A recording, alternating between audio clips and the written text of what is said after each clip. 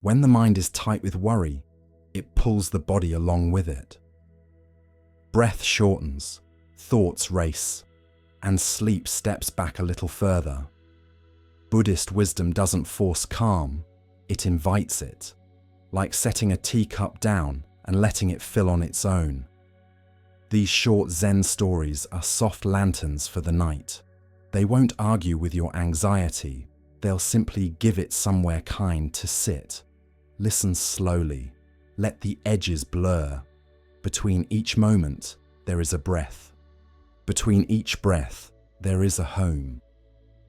The old teacher did not speak when the anxious scholar arrived at the door after sundown.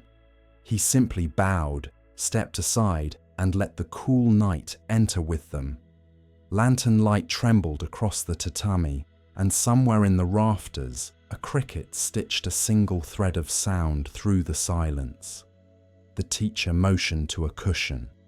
The scholar sat, back rigid, hands already moving, as if they could organize their fear by arranging the air itself. "I've read a dozen methods," the scholar began. Breath counting, labeling thoughts, visualizations. "I wake in the night with a jaw like iron. My chest is a box with no key. If I could just learn the right technique, I'd be done with this." The teacher nodded and reached for a clay teapot the color of soft earth after rain. He rinsed 2 cups, slow and exact, as if the water were an old friend who required both hands to greet steam loosened from the spout. The room filled with the scent of roasted leaves and something sweet like toasted grain. The scholar's voice quickened. "I notice my breath, then I think I'm not noticing it correctly, so I start again. I try to relax, and then I'm tense about relaxing. I try to be present, and then I worry I'm not present enough. And all at once there's a storm of measuring and fixing and trying." Their fingers tapped a quick beat on the knee. "I want a practice that works. I want to be free." The teacher tilted the pot and poured into the first cup. Amber gathered, clear and bright, rising to the lip. The teacher kept pouring. The liquid lapped the edge, then crested, then spilled in a neat shining ribbon onto the tray. The scholar flinched. "Stop! The cup is full! Can't you see?"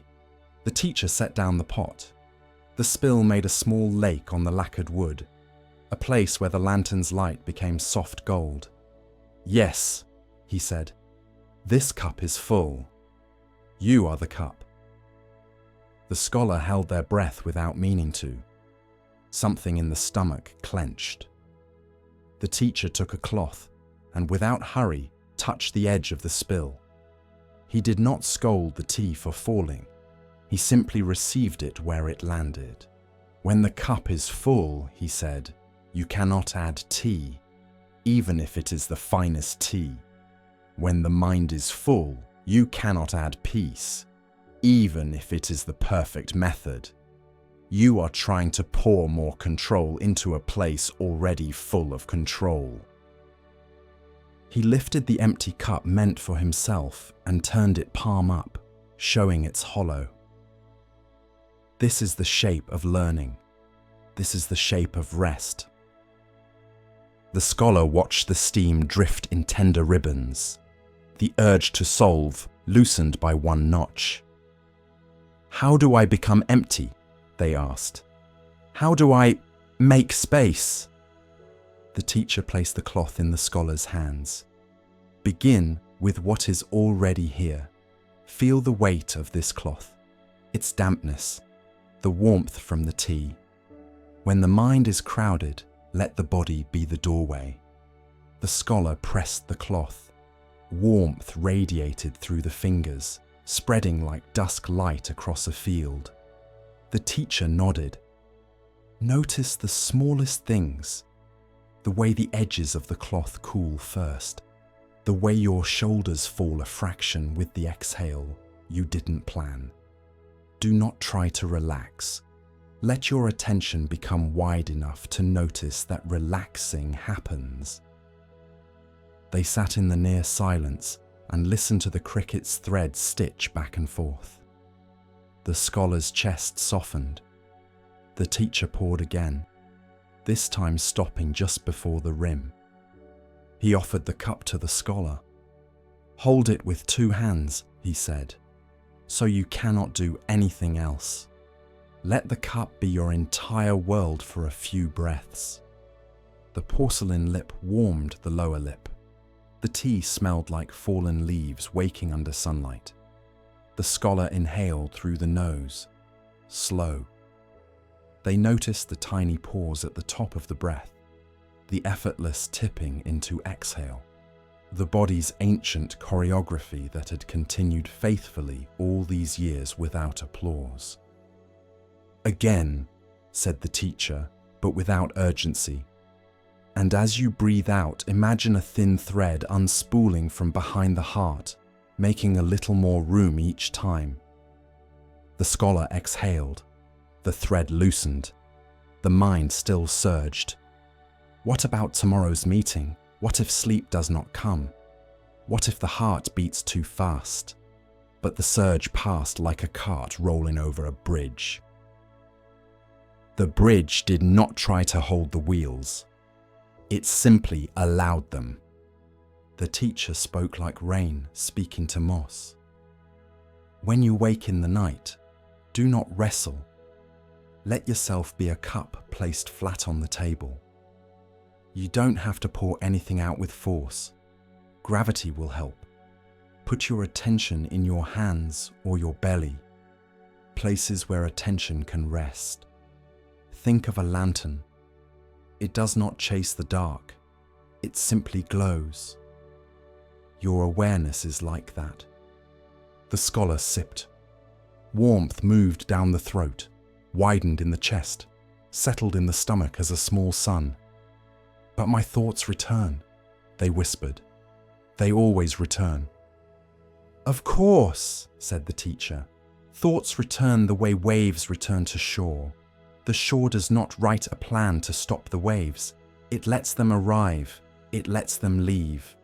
If a thought feels sticky, bow to it and say, 'I see you.' Then let the next breath be more interesting than the thought." They practiced right there, while tea steamed between them. A fear rose, an image of being exhausted tomorrow. Then the sensation of the cup's smoothness replaced it, not by force, but by choice. A to-do list sprang up like weeds. Then the weight of their own feet on the floor became the garden where attention knelt and things were simple again. A memory flared. The teacher's sleeve brushed the table. The tiny sound of fabric on wood turned the volume down on everything else. "Try something with me," the teacher said. "On your next exhale, imagine you are tipping your cup just enough to spill a single drop of tension. Not all of it, just one drop. Make it so small you can barely notice. Then rest." The scholar followed. A drop slipped out, the jaw loosened by the width of a grain of rice. Rest followed like a friendly dog. "Now," the teacher continued, "let the breath be a quiet invitation, not an order. In through the nose as if smelling rain. Out through the mouth as if you are fogging a little mirror, slow enough to draw a small circle that never quite appears." They breathed that way for a while. The room grew spacious, the kind of space that makes sounds softer without changing their volume.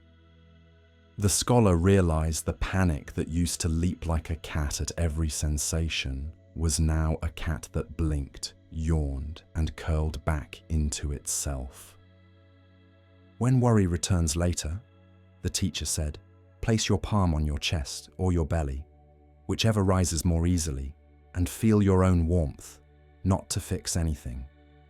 To feel that you are here.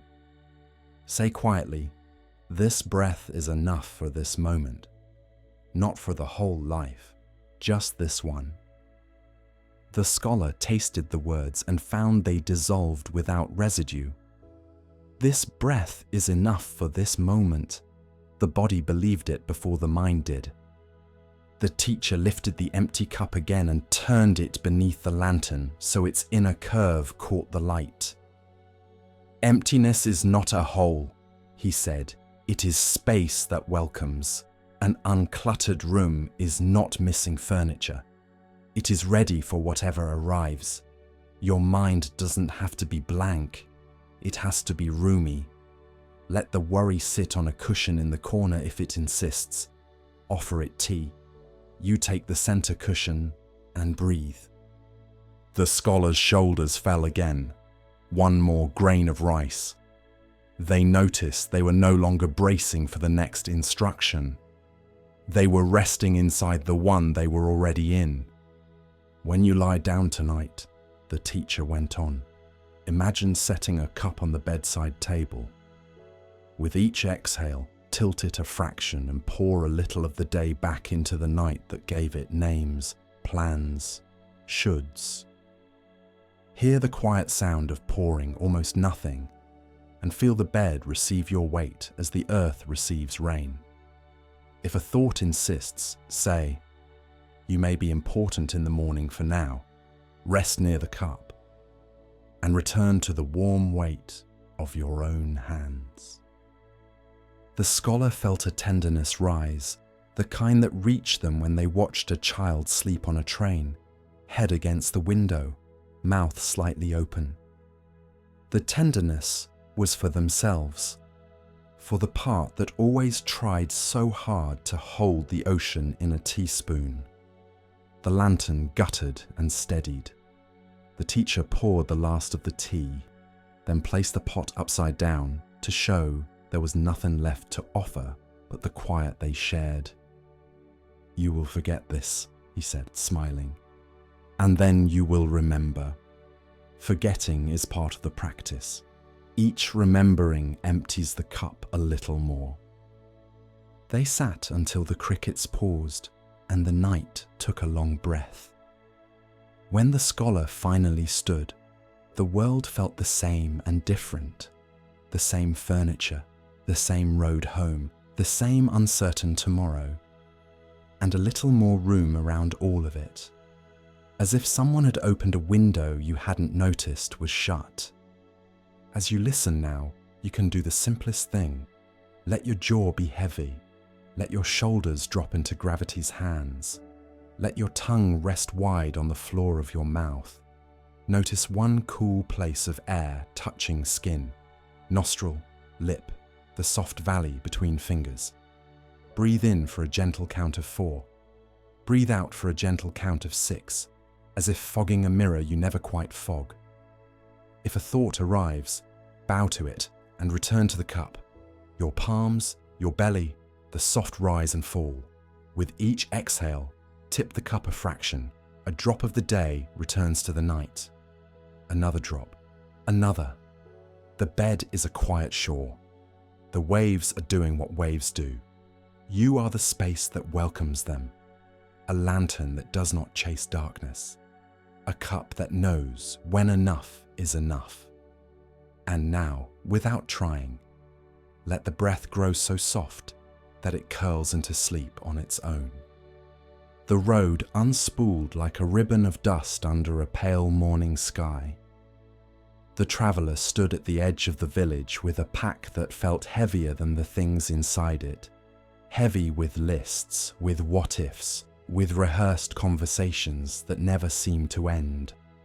The night had been a carousel of worries, a mountain pass that might be closed, an inn that might be full, strangers who might not be kind, a body that might not be strong enough. Breath perched high in the chest like a bird too alert to sing. By the shrine gate, a monk swept leaves into a small, respectful pile. He looked up as the traveller passed, saw the tightness in the shoulders, the pace of the breath. Without a question, he reached into the pocket of his robe and brought out a small grey pebble. It had a soft oval shape, like something the sea had been smoothing for a very long time. He placed it on the traveler's open palm and gently folded the fingers around it. "When worry comes," he said, "hold this. Feel its cool weight. Let this be enough for the next step."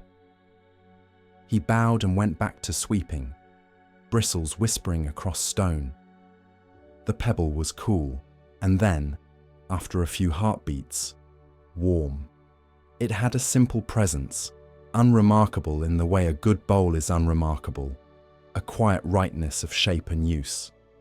The traveller turned it over once, noticing the slight flatness on one side, the tiny white vein running through the grey like a line of winter cloud. It was nothing special, and very special. They slipped the pebble into the right pocket, started down the road, and waited for the familiar storm to rise. It came obediently on schedule. The mind surged with maps and weather, with imaginary replies and sudden memories of old mistakes, as if anxiety kept its own calendar and the hour had arrived. The breath shortened. The shoulders crept up, hand to pocket, fingers found stone. The traveller closed their eyes for half a step and felt the pebble's exact temperature. Cool where cloth had not touched, warm where skin had been. The weight was slight, yet definite, a small gravity that tugged attention out of the sky of thinking and into the palm. The road did not change, the step did. They walked, wind combed the grasses, and insects stitched and unstitched the sunlight. The mind kept offering thoughts. What if the bridge is out? What if my coin purse is lost? What if I am lost? And each time, the traveller pressed the pebble into the pad of the index finger and named only what was true in the body. Smooth, rounded, warm, a steady little stone. The water in the canteen sloshed, the ankle flexed and released. One breath slipped in like a tide, and one breath slipped out like a tide returning home. The pebble was a teacher without speaking. It had been a mountain once, or a fragment of something older than any mountain, pressed and heated by time, rivered by rain, abraded into kindness by countless small frictions. It had no plan for the future. It trusted gravity and touch. The traveller thought of this and felt a small smile come and go, like a flash of light on water. Here was a piece of the world that had survived everything without hurrying. A farmer waved from a field. The traveller waved back and discovered that the hand not holding the pebble felt empty. Not bad empty, but ready empty. For a few minutes, the mind was content to watch the dance of shadow and leaf, the quick scatter of sparrows. Then a thought rose, with sharper edges. What if I cannot sleep tonight? And the body tensed. The pocket offered the simple remedy. The traveller took another step and pressed the pebble to the spot just under the thumb, where a slow pulse met stone. The rhythm was patient, like a drum you hear from far away. It said nothing about tonight. It spoke only in beats. Now, now, now. They came to a ridge where the wind was cooler. The world opened on one side into a valley with a river like a silver scratch on slate. The anxiety returned, but softer, as if tired of its own volume. The traveller remembered the monk's words with a slight adjustment. Let this be enough for the next step. They let the thought be true. I only need this breath, this contact, this foot to meet the ground. Tomorrow was a whole country. The passport was a pebble. By midday, dust clung to the boots and the tongue asked for water. The traveller sat under the shade of a pine, leaned back against bark, and poured a small cup. They set the pebble on the thigh and looked at it as if seeing a face. The urge rose to do it right, to invent rules, hold it for 5 breaths, then count to 8, then repeat. But the pine's shadow shifted, and something in that slow movement reminded them nothing living uses a ruler to rest. They simply held the pebble again, feeling its edges, noticing how the thumb rounded itself to meet the stone, how the other fingers softened as if grateful not to have to search for anything. A bee investigated the open mouth of the canteen and left. The traveller practiced a small game. Find 5 things the skin can feel. The pebble, the breeze lifting hairs on the forearm, the roughness of bark against the shoulder blade, the weight of the pack arranged beside the hip, the subtle warmth pooling at the back of the knee where the sun found it. 5. The mind, busy counting sensation, set down its heavier loads. A bird called once. Twice. The call entered and left as easy as the breath. When they rose to walk again, the traveller tried something new. With each step, they felt the foot meet the earth from heel to toe, as if their souls were reading a page. They let the pebble be a punctuation mark. Each time the fingers met it, a clause ended. The sentence of worry kept trying to run on. The stone put a gentle period in the right place. A cloud pulled over the sun, and with it, the temperature dropped. The traveller's mind reached for the usual sky-wide concerns. What if it rains? What if I get cold? What if I don't find shelter in time?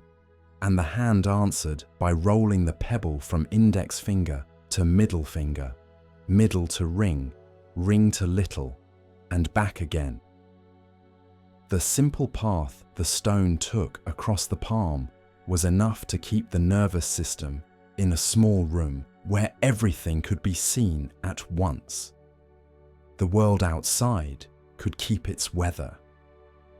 The world inside had a hearth. Late afternoon brought a fork in the road, a sign worn thin with age, the letters unreliable. The traveller felt the prick of panic, the old spark that lights dry grasses. The chest tightened. The breath moved up. Before the fire spread, they pressed the pebble into the centre of the palm and placed the other hand over it. The pressure was steady and firm, not forceful. The mouth softened. The jaw let go of its stubborn work. In that pause, clarity had space to step forward. A path on the left showed fresher footprints. A child's ribbon caught in a briar on the right had the dust of many days on it. The traveller chose the left and felt the body agree. Evening finally pooled in the hollows of the hills. The traveller reached a small inn with shutters the colour of chestnuts.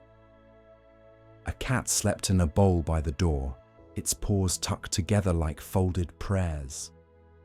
On the narrow bed upstairs, the traveller considered the ritual that always went wrong, the lies of midnight, when the mind sets up a market and sells you futures that never arrive. The pebble lay on the coverlet like a small moon.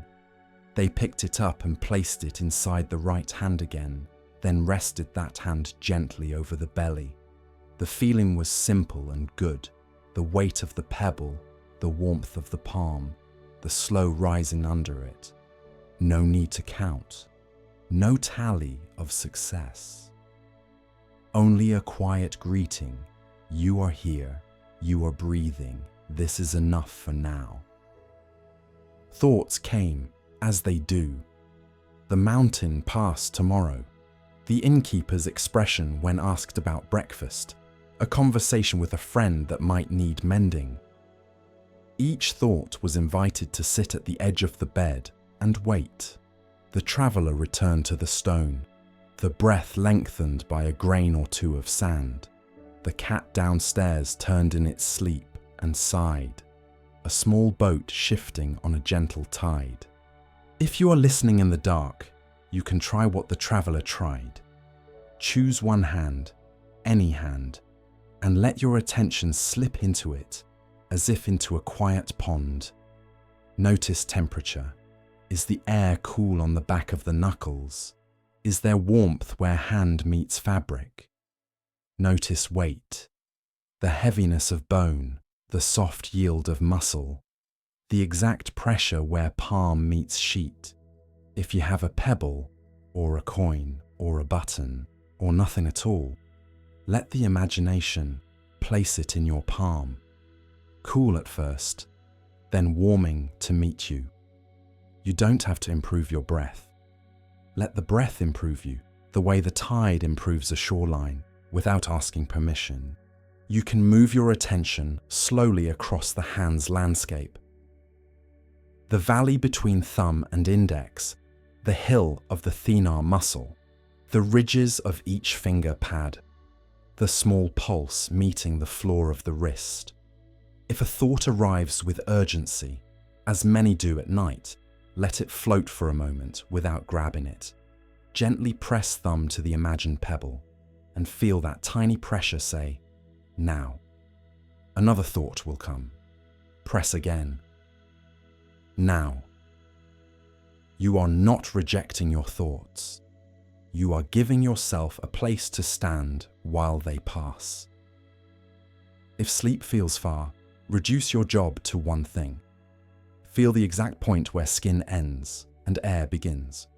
Behind the knuckles, at the tip of the ring finger, at the crease of the wrist. Let that edge soften, as if steam were rising there. On the inhale, think here. On the exhale, think this. Here. This. The future is a long road. It can wait on the hill. Tonight, the step is very small and very real. Hand, breath, weight, warmth.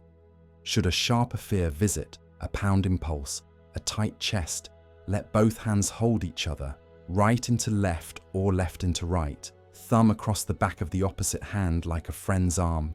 Press just enough to feel, not enough to strain. You might even whisper, barely louder than a thought, I am holding a pebble. Whether or not a stone is actually there, the body will understand you mean, I am holding something simple that can hold me back. And if, as sometimes happens, your mind argues that this is too small to help, you can smile in the dark and say, yes, it is small. That is why it works. Large worries require large spaces to echo in small practices, turn rooms into nests. The traveler slept. Not all at once, not as a victory, but as a slow settling, like silt after the river's surge. When they woke near dawn to the gentle rattle of shutters, there was a pleasant surprise waiting in the right hand. The pebble had kept its post through the night, not as a guard, but as a guest. The traveller slipped it back into the pocket, shouldered the pack, and stepped into the morning air that smelled faintly of wood smoke and bread. The road was the same ribbon it had been yesterday.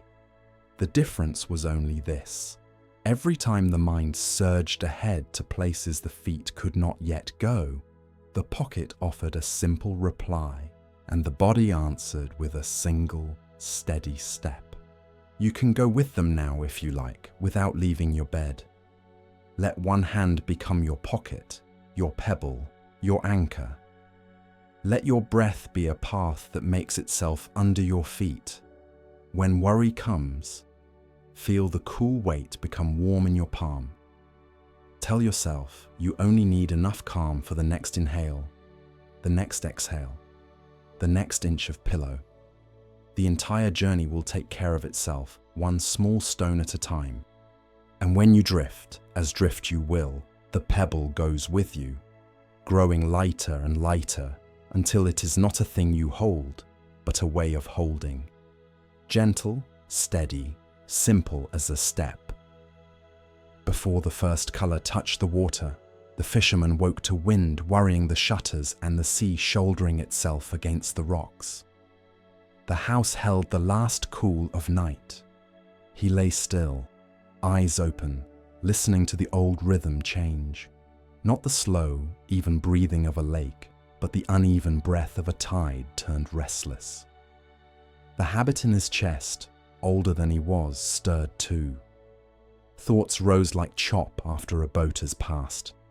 Bills due at the harbour office, a torn seam in the net, his daughter coughing last week, the weather's rumour of storms. The mind, hearing the sea's short waves, made its own. He sat up and swung his feet to the floorboards, their familiar creak as gentle as a greeting from an old friend. He dressed by touch, the way hands remember buttons and knots when the mind is busy. On the hook by the door, his cap waited with the shape of his head already held in it. He stepped outside, and the air smelled of salt and rope and wet wood. The sky above the ridge was not yet pink, just a deep, forgiving grey. Gulls called here and there, not in alarm, but in negotiation, as if deciding the day's appointments. At the small dock, his boat rocked with a nervous kindness, offering and withdrawing the same inch of plank over and over.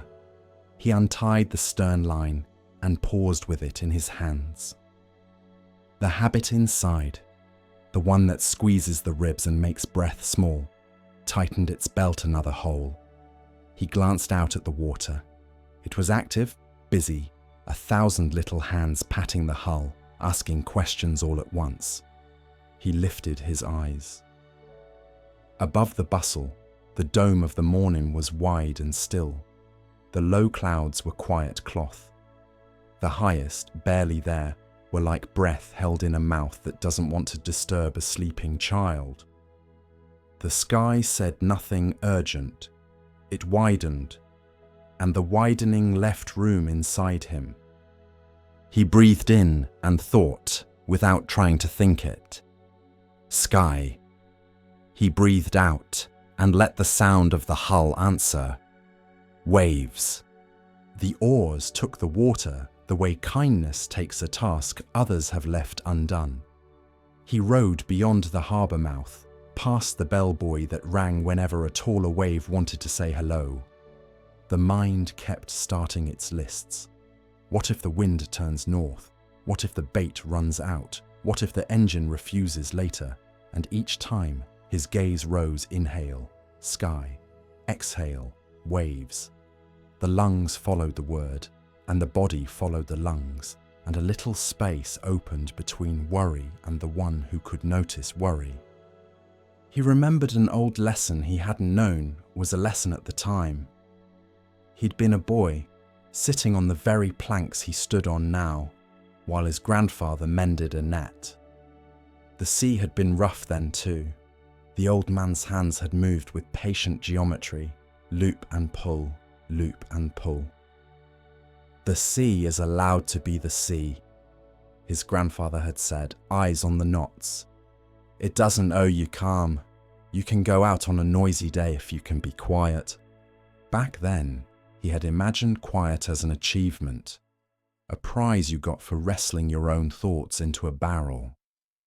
Now he understood it more like height. The higher he looked, the wider the view and the smaller the waves became in it. They didn't stop. They didn't need to. He cut the engine at the first marker and let the boat line up with the drift. The bow lifted and set, a wooden breath. He reached for the net and felt the familiar rasp against his palm, the small nicks earned over years remembering themselves. A worry splashed up, last season's lean weeks, the way fear can climb a man's spine like a ladder. And he found the horizon without effort, the line where water met open air. The horizon was steady in a way waves could never be. He let his eyes rest on that steady line, the way a tired back rests on a wall. He worked and watched. When thoughts tried to cook up a weather report for tomorrow, he put his attention in the soles of his feet where they met the planks, in the cool stripe of wind across the back of his neck where his collar left a small V of skin exposed. The boat rose and fell. The breath rose and fell. The names for things quieted until they were only shapes and motions. Pull, coil, toss, reset. The mind kept offering storms, but the body kept choosing the sky. A small cloud peeled away from the others and drifted like a slow fish. He smiled at it, as if they had made an appointment to pass each other at this exact minute. He had learned to talk to the sky like that, not with words, but with looking. When the eye softens, the jaw follows. When the jaw lets go, the chest widens. When the chest widens, breath finds its old house. He dropped the first net and took the marker rope in hand. The hand knew this too. Hands know so much about now. They do not rehearse or regret. They feel he wrapped the rope twice around the cleat and let the boat settle into its mild tug-of-war with the tide. The mind made a little storm again. What if nothing bites? What if everything bites and I am not fast enough? And he answered it with a simple inventory.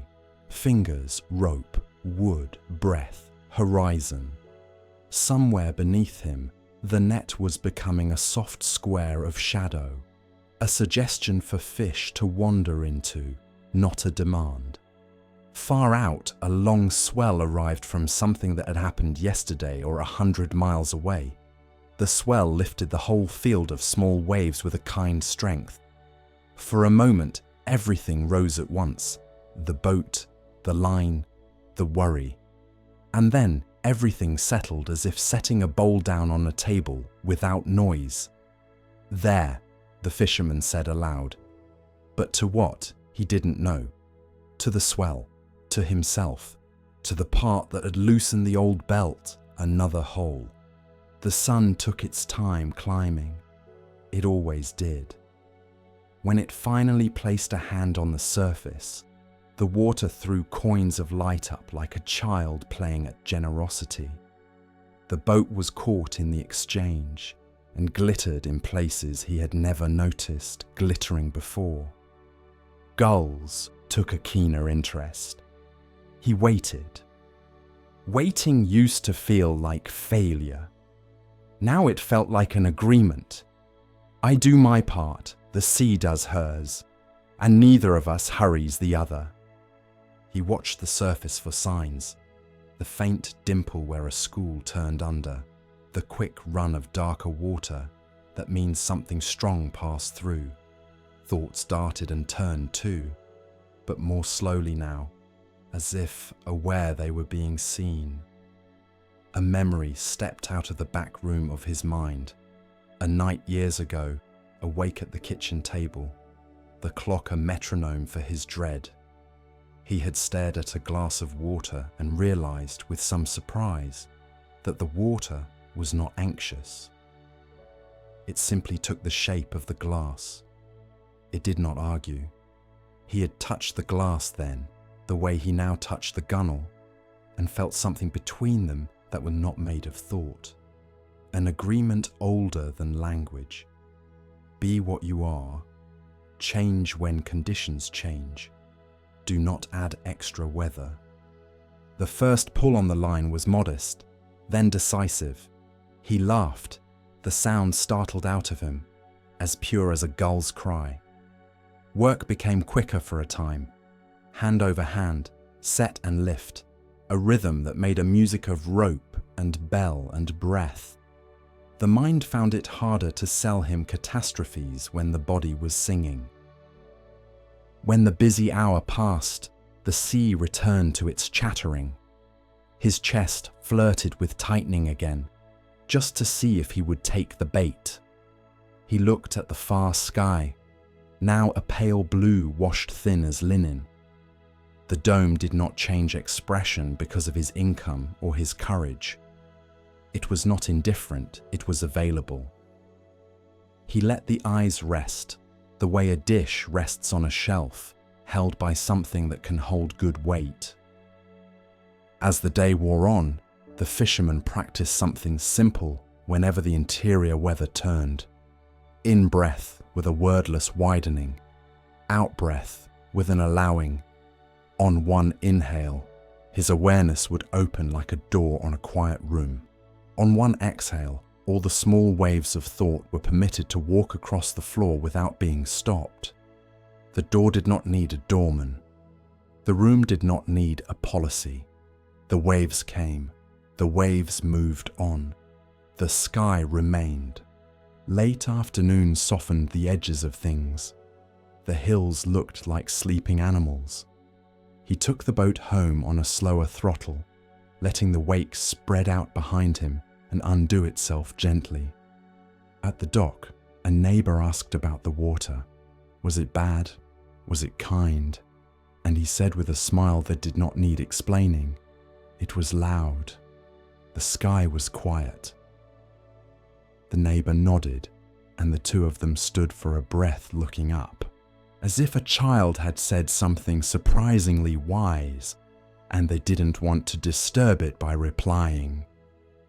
He folded his nets and hung them to dry, the wet lines leaving darker stripes on his palms like temporary tattoos. In the kitchen, he set the kettle on, the click of the pilot light kissing the gas into bloom. He leaned his hips against the counter and let his shoulders drop, noticing gravity do the good work it always offers. There were still questions, the same ones as sunrise, but they did not crowd the doorway. They sat on the bench against the wall and waited to be invited in. He would speak to them after tea. He would plan for the morning, do the numbers, listen for his daughter's cough. He would do all of it in a bigger room. If you are listening in the half dark, you can practice what you practiced without leaving your bed. Let your attention climb above the surface of thoughts, the way a gaze climbs above waves to find the open. Don't force anything. On the next inhale, imagine the top of your head opening the slightest bit, like a small hatch that lets in a taller ceiling. Feel the breath rise into that extra room. On the exhale, let everything inside you that is moving keep moving without your intervention. The pulse, the swells of feeling, the little ripples of thinking. You do not have to smooth them. The ocean does not need ironing. If a sharp thought breaks through, what if I don't sleep? What if tomorrow asks too much? Notice what part of your body tenses in reply. Maybe the throat, maybe the belly, maybe the line from the ear to the shoulder. Place your attention there like sunlight on water. In-breath, sky. Out-breath, waves. Let the area soften by a degree or two, not all at once, not by command, but by permission. Release the jaw as if removing a hook that was never set well to begin with. Let the tongue rest broad on the floor of the mouth. Feel the back of the body supported the way a boat is supported by something it does not need to understand. You can borrow the fisherman's horizon too. Behind your closed eyes, draw a simple line. Above it, a large, quiet blue. Below it, whatever needs to move, moving. When thoughts jump like fish, smile without showing teeth. Let them splash. You do not have to get wet to hear them. Count softly if counting helps. Perhaps 4 as the breath comes in, 6 as it leaves. The longer exhale like the sea pulling back from the pebbles, leaving them shining and clean. If a memory of a storm comes, remember that the storm did not break the sky. If a feeling insists on being felt, make it a passenger, not the pilot you can even whisper. If your voice wants to help, the sea can be loud, the sky can be quiet. Feel which part of you is sea and which is sky. Notice that the sky part has room for both. And when drowsiness finally arrives the way evening arrives over water, not all at once, but as a steady deepening, you don't have to welcome it correctly. You can simply stop rowing, Let the boat rest broadside to the easy, invisible current that takes you toward the dark you can trust. If there is one last wake of worry, watch it spread, thin, and disappear into flatness. The bellbuoy rings once, like someone saying goodnight from far down the shore. The lines are tied, the planks are sure. The mind's weather can do whatever it does. Above all that, an old, generous sky keeps its watch, and you, small, held, and enough, breathe under it until even breathing is part of the sea's quiet work. The wind began as a whisper along the hillside, a thin ribbon of sound that found every reed and leaf and taught them a small dance. In the village, shutters were latched, laundry was gathered, and the first doors closed with the careful finality of lids on jars. The grove behind the temple woke at once. Bamboo, green and hollow, leaned together and apart with soft clacks, the language of tall grasses. Farther up the slope, the pines tried to hold their shape. They stiffened against the gusts, and in that stiffness, a bough cracked with a sound like a plate breaking in another room. A student hurried up the stone steps of the temple with shoulders drawn high and a neck bowed, not in humility but embracing. "Storm," they said, breath fast. "It will be bad." The teacher looked past them to the grove. "Good," he said, tying his robe with the patience of someone familiar with weather. "Let's go listen." They stood at the edge of the bamboo. Wind ran its fingers through the tall, jointed stems. Each calm bowed, rose, and bowed again. Never defiant, never defeated. Just precise in its agreement with the invisible. The students' hands were fists inside their sleeves. The jaw had learned a long time ago how to be a vice. A gust rushed down the slope. The bamboo leaned so far the student thought it must snap. It didn't. The wind passed and the grove straightened with a sigh. "How?" the student asked, as if the question might hold the grove steady by understanding it. "Why doesn't it break?"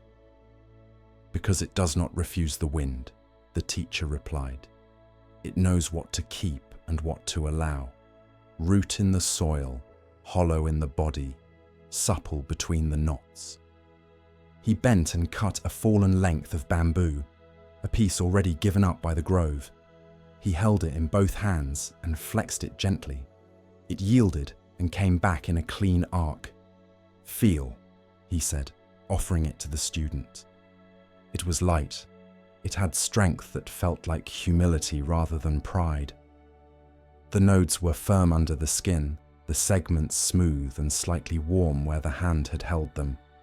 The student tried to bend it too far, to test it the way worry tests every plan, and the bamboo answered with a quiet, "No," a range within which it was perfectly at home. "There," the teacher said. "Bend, don't bolt, yield, don't give up. Know your knots." Another gust came, larger. The bamboo around them streamed like river grass. A pine up the hill dropped another limb with a brittle complaint. The student felt the body's ancient orders barked out from the inside. Tighten the neck, lock the knees, make a shield of muscle against the air. The teacher's hand rested a moment on the student's shoulder, light as a moth. "Soft," he said, as if reminding them of their own name. "Soft is not weak. Soft is intelligent." He guided the student's attention down through the feet. "Spread the toes inside your shoes. Let the ankles be springs, not hinges. Let the knees unlock by 1 grain of rice.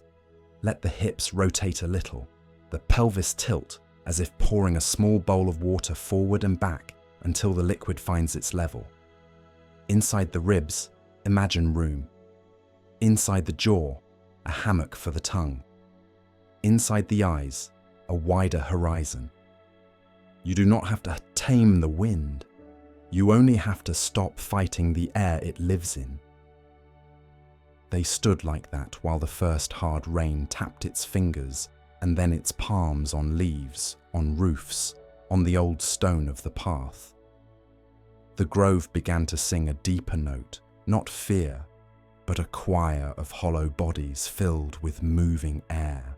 The student imagined each joint in their own body as a bamboo node: ankle, knee, hip, wrist, elbow, shoulder, the places along the spine where bending was possible, and the roots below all that, steady and spread. With every exhale, the teacher offered the same quiet suggestion: 1 degree softer. The student took the invitation at its smallest dose, a degree. Not a collapse, not a surrender of form, just a measurable kindness. They watched how the wind grew bored of a thing that did not resist. It moved on to find roofs to rattle and trees to argue with. The bamboo, having never argued, continued to move as if to music the storm did not own. Once, the teacher said, not to instruct so much as to keep them company in the weather, a storm ripped the village's old fence clean off the posts. It was a proud fence, sealed and straight and certain. We rebuilt with bamboo laced on a rope. It hums when these winds arrive, and hums when they depart. The rope holds the direction. The bamboo holds the song. He smiled. Every life needs both, a rope and a song. They stayed until the rain's drumming found a tempo the students' ribs could match. The tight belt across the chest let out a notch. Breath went lower, like a bird finally choosing a branch. The teacher tapped the cut length of bamboo with a knuckle. Hollow, he said. This is why it can sing. It is strong, because it's not full of itself. When the storm began to drift east, leaving behind the wet sparkle that always looks like forgiveness, they walked back through the shining, dripping garden, water beaded on moss, as if it were thinking little bright thoughts. Inside, the teacher leaned the cut bamboo in a corner near the window. When you wake in the night and the mind threatens to become a storm, he said, remember the grove. Decide what is root and what can sway. Keep your values in the soil. Let your opinions be leaves. The student lay down that evening with the sound of the grove still moving in the body. A phantom sway that loosened the mattress's grip on the hips and the shoulders. Worry arrived on time, rehearsing tomorrow's conversations and last year's mistakes. The old reflex reached for armor. The new practice reached for air 1 degree softer, they told the jaw. 1 degree softer, they told the belly. The wind within noticed, and some of it left the room. There was an old story about a flute that the temple children liked. A craftsman had made it from a piece of bamboo that had cracked in winter. The crack was not the end of the bamboo's usefulness. It was where the craftsman began. He aligned the floor with breath and cut finger holes where the nodes taught him the distances. The flute had a tone that made strangers stop on the path. Its music came not from perfection, but from a space expertly kept empty. The student remembered this and felt the ribs lift just enough to make a similar, silent music. If you are listening in your own weather, you can try what the grove taught without leaving the bed. Start at the ground of you. Notice the places that touch the mattress: heels, calves, back of thighs, low back or hips, shoulder blades, the wide field of the skull. Let the weight pour into those places, as if gravity were a friend who offers to hold your bag for a while. You don't have to throw the bag, just let it be heavy in their hands. Now, follow your joints the way rain follows a stalk. Ankles. Imagine a tiny circle of softness surrounding each one, as if someone had warmed their palms and cupped them there. Knees.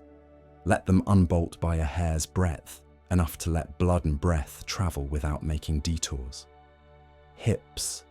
Picture the ball and socket, ping pong ball in a teacup, smooth and smooth again. Low back.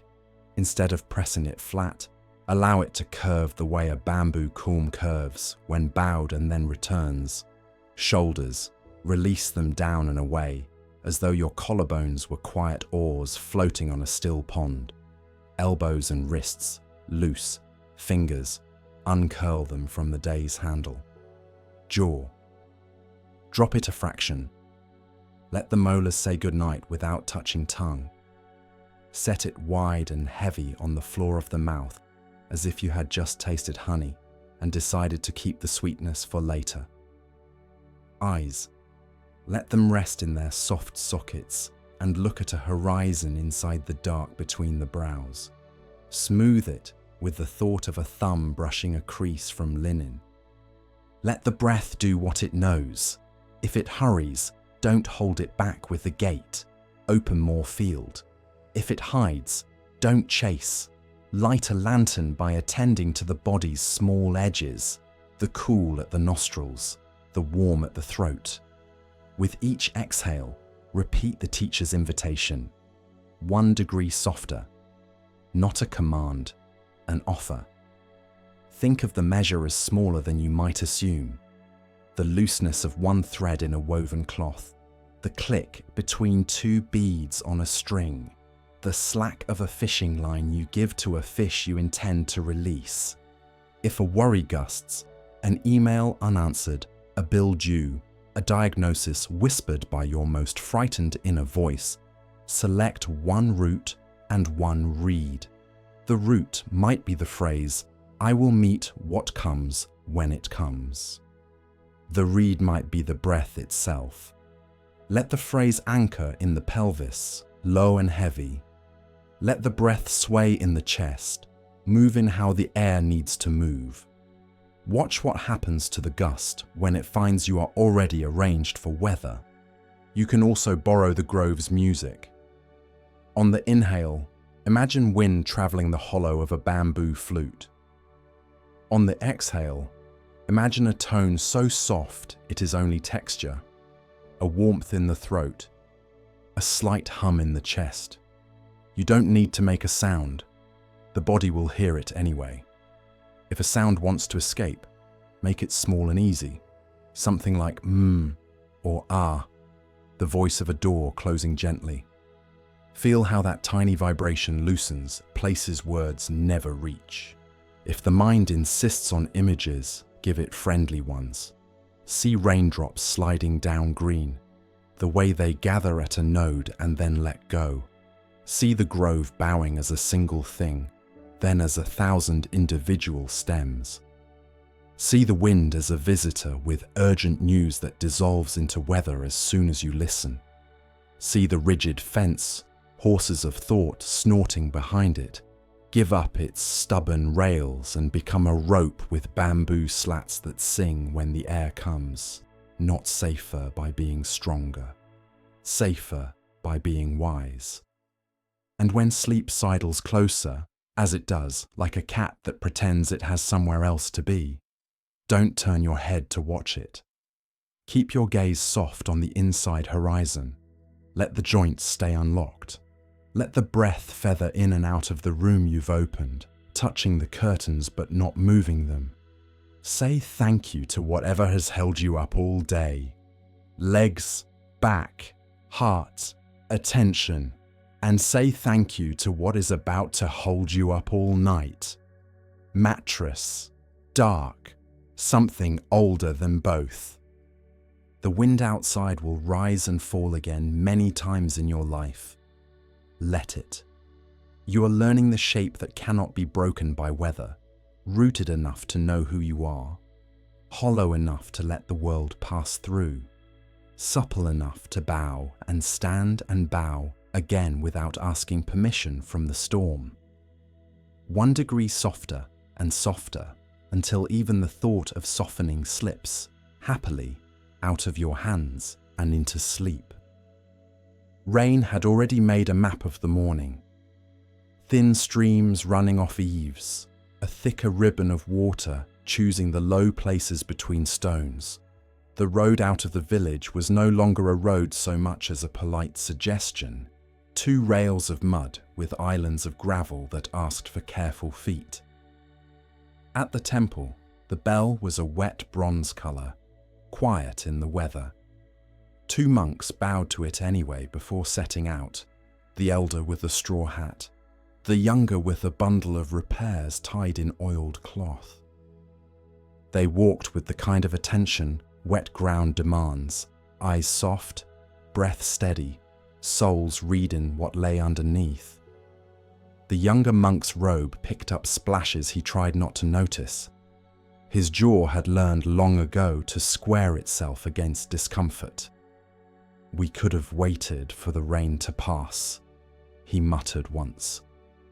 The elder only adjusted his hat a fraction, letting a bead of water run down the brim and drop to the ground as if demonstrating a small, perfect lesson.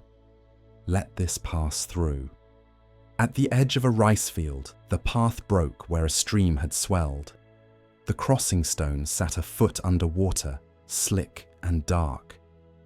On the other side, a young woman stood in a travelling dress far too fine for mud.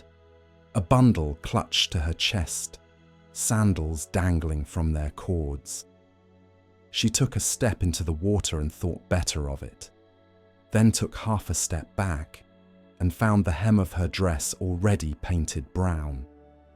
Her face, studying the stream, was the expression of someone being told they must choose between 2 bad doors. The younger monk saw the situation, and along with it came a parade of thoughts, the rules about whom to touch, the right way to behave, the fear of getting scolded by someone important, the discomfort of wet cloth, the irritation at the weather itself for not being considerate. The elder monk did not seem to have a parade. He stepped into the water, the mud accepting his feet with a quiet sound, and held out his arms. "May I?" he asked. The young woman startled, then nodded.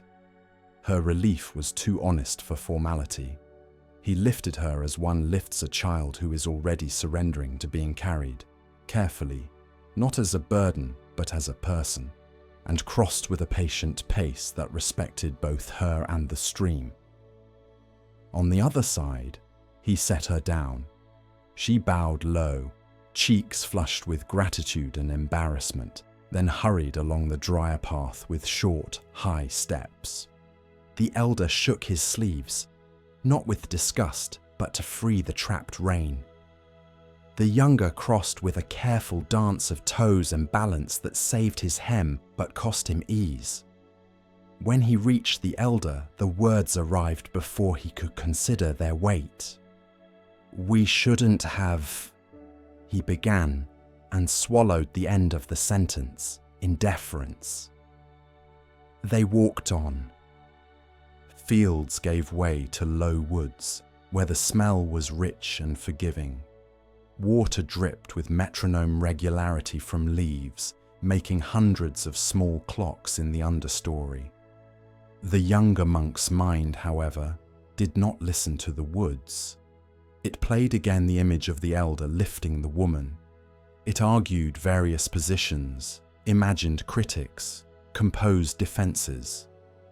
It felt with each step the damp fabric cling at the knees and called it proof that they had done something wrong. He was no longer walking on a path. He was walking on a sentence he could not finish. The elder asked him once about the repairs, and he answered in a voice too sharp for the gentle topic. The elder let the words fall without collecting them. They passed a roadside shrine where someone had left a plum, rain polishing its skin to a jewel. The younger did not see it. He saw only the woman's fine hem, the elder's steady hands, his own disapproval, And under all that, the ache of wanting to be certain in a world that made certainty a muddy business. Hours later, as the rain thinned to a fine mist, the road climbed and turned. The elder stopped at a high place where the view widened. The village small behind them, the fields laid out like deliberate thoughts. He removed his hat and let his head feel the clean coolness of the air. "My friend," he said, kindly enough that the words could land, "I put her down miles ago. Why are you still carrying her?" The younger monk flushed, mouth opening and closing like a fish briefly out of water. He felt in that instant the full awkwardness of his own burden. He had been carrying not a woman, but a story about a woman, a fear about a rule, a performance for an audience that had not come to watch. He had lifted it onto his shoulders on the far bank as surely as the elder had lifted her. Only he had kept it, clutching and adjusting and fretting over its weight, while pretending he could not set it down because it wasn't his. They stood together without hurry. The elder tipped his hat toward the fields. "Sometimes it is right to carry," he said. "Sometimes it is kind to carry. But when the crossing is done, the carrying must also be done. Kindness ends with putting down." He pointed to his own chest. "Here, especially here." They walked again, and now the path felt different to the younger monk, as if someone had taken their finger off a tense string. The air smelled of turned earth. In the village they reached by afternoon, a dog slept with its nose tucked under its tail, and a woman sang to a baby a tune that had long outlived the words, "Everything carried everything in its time, and put it down in its time. Clouds and rain, hands and baskets, songs and silence." That night, the younger monk lay on his mat and discovered, as people do when the room gets quiet, that the mind isn't easily convinced by lessons it has not practiced. It found new things to carry: tomorrow's list, last year's small shame, a future conversation with an opponent who would never actually appear. His chest felt like a crowded boat. He turned on his side, then back, then onto his side again in a slow wrestling match that tired the linen and nothing else. A small sound from the corner made him sit up. The elder was awake too, threading a needle by lamplight, mending a cuff with a patience that made the thread look intelligent. Without looking up, the elder spoke in the way one speaks to the air when one is sure the air is listening. "We can practice putting down in pieces," he said. "You didn't pick it up all at once. You don't have to drop it all at once." The younger exhaled, the smallest surrender. "How?" he asked, and meant the question all the way down. "Begin in the body," the elder said, setting the needle aside. "The mind believes everything it tells itself. The body believes what it can feel. Let's let the body teach the mind." He guided quietly as the rain guided the eaves. "Notice where you're gripping. Jaw, belly, hands." The younger monk found all three. "Good," said the elder, not as praise but as accurate naming. "Now choose one, just one, to put down. Imagine it as something you can physically set on the floor beside you. Perhaps your jaw is a basket with a handle. On your next exhale, tilt it and let a small portion of its load slide out. Not everything. The mind hates losing everything. Just a handful. Feel your teeth not quite touching. Feel the tongue broaden. Find the smallest proof that something let go." The younger tried. The proof was small, the space of a grain of rice between molars, the way the throat widened half a breath's worth. But it was proof. He looked at the floor beside the mat and pictured a basket with nothing in it that the room could see. And that made him smile in the dark, because it was the kind of private silliness that actually helps. "Good," the elder said again, hearing the angle of the breath decrease. "Now the hands. You've been carrying the day in your fingers. Let the hands turn palm up. Feel how useless they become for gripping when turned that way. Let them be bowls. Bowls carry differently than hooks. On the exhale, let the bowls pour a little, just enough to leave a shine and not a puddle. Rest them again. We are not throwing. We are setting down." The younger did as told, and for the first time that night, his bed felt like a place built for a person and not a platform for labor. "And the belly?" he asked. "The belly," said the elder, "is a faithful porter. It tries to carry the whole monastery. We must help it retire for the evening." He chuckled. "Place one palm there. Warmth talks to warmth. Tell it if you like. Jobs return in the morning. Then lengthen only your exhale by a count of 1 or 2. Let the inhale be nothing special. Let the exhale be a slow setting down. If the mind wants something to do, give it a single phrase to carry to the door and leave there. Something like, 'Put it down.' No sermon, just that." They breathed together so softly the lamp forgot to flicker. The phrase on the younger monk's breath turned with the tide of his ribs. "Put it down, put it down, put it down." He wasn't doing it right or wrong. He was just doing it. Thoughts still entered, because thoughts are alive and like to visit, but each one found fewer places to sit. Some left without being asked. The elder spoke once more, from the simplicity of someone who had made this road many times. "If a thought refuses to be set down, don't fight it. Place it in a container in your mind, a bucket, a clay jar, a paper boat, and put the container somewhere kind, on a shelf, at the doorway, in the hands of a smiling statue. Tell it you will gladly pick it up after you rest. Promise to meet it at breakfast. Keep your promise in the morning so you can be trusted at night." The younger drew the picture as instructed. He chose, without knowing why, a riverside. He wrote a few words on a leaf with an imaginary brush, words like explanation and should, and placed the leaf on water. It rotated, caught a small current, and moved along, not gone forever, not grabbed either. The sight of it leaving, mild, almost boring, made the chest easier to carry by exactly nothing and exactly enough. You can lie where you are now and do this without changing the room or your beliefs about the day. Begin in the simplest way. Notice one place that is holding too much. Jaw, shoulders, belly, hands, mind. Choose one. Give it a shape you can set down: basket, bucket, folded cloak, stone. With your next exhale, tilt the shape and let a small portion go, not as an act of rejection, but of placement.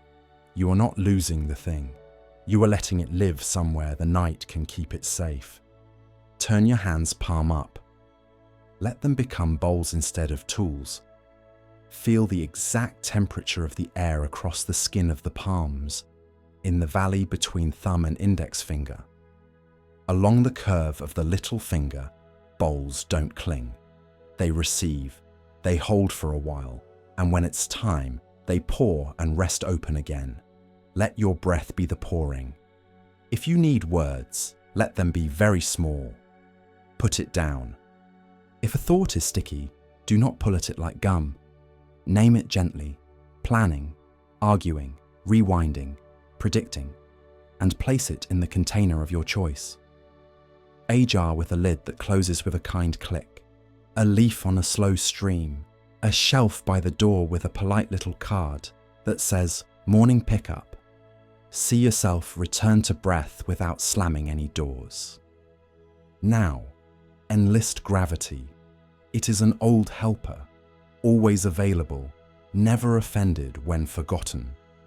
Feel the places where the bed holds you. Increase their weight by a degree or two, as if you had discovered that you could hand over more of yourself without consequence. Back of the head, each shoulder blade, the length of the spine, the wide bowls of the hips, the calves, the heels. Put it down. If the mind leaps to tell you what cannot be put down, some urgencies are very convinced. Answer it with kindness. Yes, you're important. I will pick you up tomorrow. For now, please rest in the jar by the door. Put it down. Let your exhale be slightly longer than your inhale, not as a performance, but as a habit of setting. In for 4, out for 6, if numbers help. Otherwise, just feel the end of the exhale continue a quiet half-second more than usual, like placing a cup fully on the saucer instead of leaving it almost there. Put it down. If you wake later and the mind has picked up what you set down, because it will sometimes, smile at the persistence. That's just a porter who forgot it was off duty. Take the load, bow to it, and place it again. We repeat not because we're failing, but because the road through the night is made of many small, kind steps. Toward morning, the rain often thins to mist. The frogs change their song. The sky lightens a sort of blue that belongs only to that hour. The younger monk, who had been a fierce collector of thoughts, learned over time to be a tender setter down. He moved through the same world, same rules, same needs, same crossings, and learned to end his kindness by finishing it. Carrying when carrying was needed, putting down when putting down was wise. He walked over wet ground as a person with empty hands walks, ready to help, ready to rest, untroubled by the proof of rain on his hem. You can feel that readiness now. There is nothing to fix this second. There is only the weight you do not have to hold. The bed is wide. The night is long enough. Let your jaw be a basket set by the door. Let your hands be bowls that have poured and are now quiet and open. Let your belly be a porter whose shift ended exactly on time. Tell yourself in the softest possible voice, barely the ghost of a sound, put it down. Let a little more drop on the next exhale, and then a little more, until the work of dropping becomes the absence of work, and sleep, like the far stream after rain, carries what remains where it needs to go. The rain had stopped, but the smell of wet rope still lived in the courtyard. A student sat on the steps with his sleeve rolled to the elbow, a shallow cut across his forearm where a splinter had gone in earlier. It wasn't serious, just a red line with a little raised edge, but his jaw was set and his eyes kept narrowing like someone trying to read trouble written far away. The teacher knelt to look. He did not say it was nothing. He did not say it was everything. He dipped a cloth in warm water and touched the skin the way you might greet a skittish animal. The student hissed through his teeth. It hurts. It does, the teacher said. That is the first arrow. The body speaks. It asks for tending. The student scowled. I should have been more careful. I always do this, rushing. Now I'll be useless tomorrow. What if it scars? What if it gets infected? I can't sleep with pain. Tomorrow will be worse.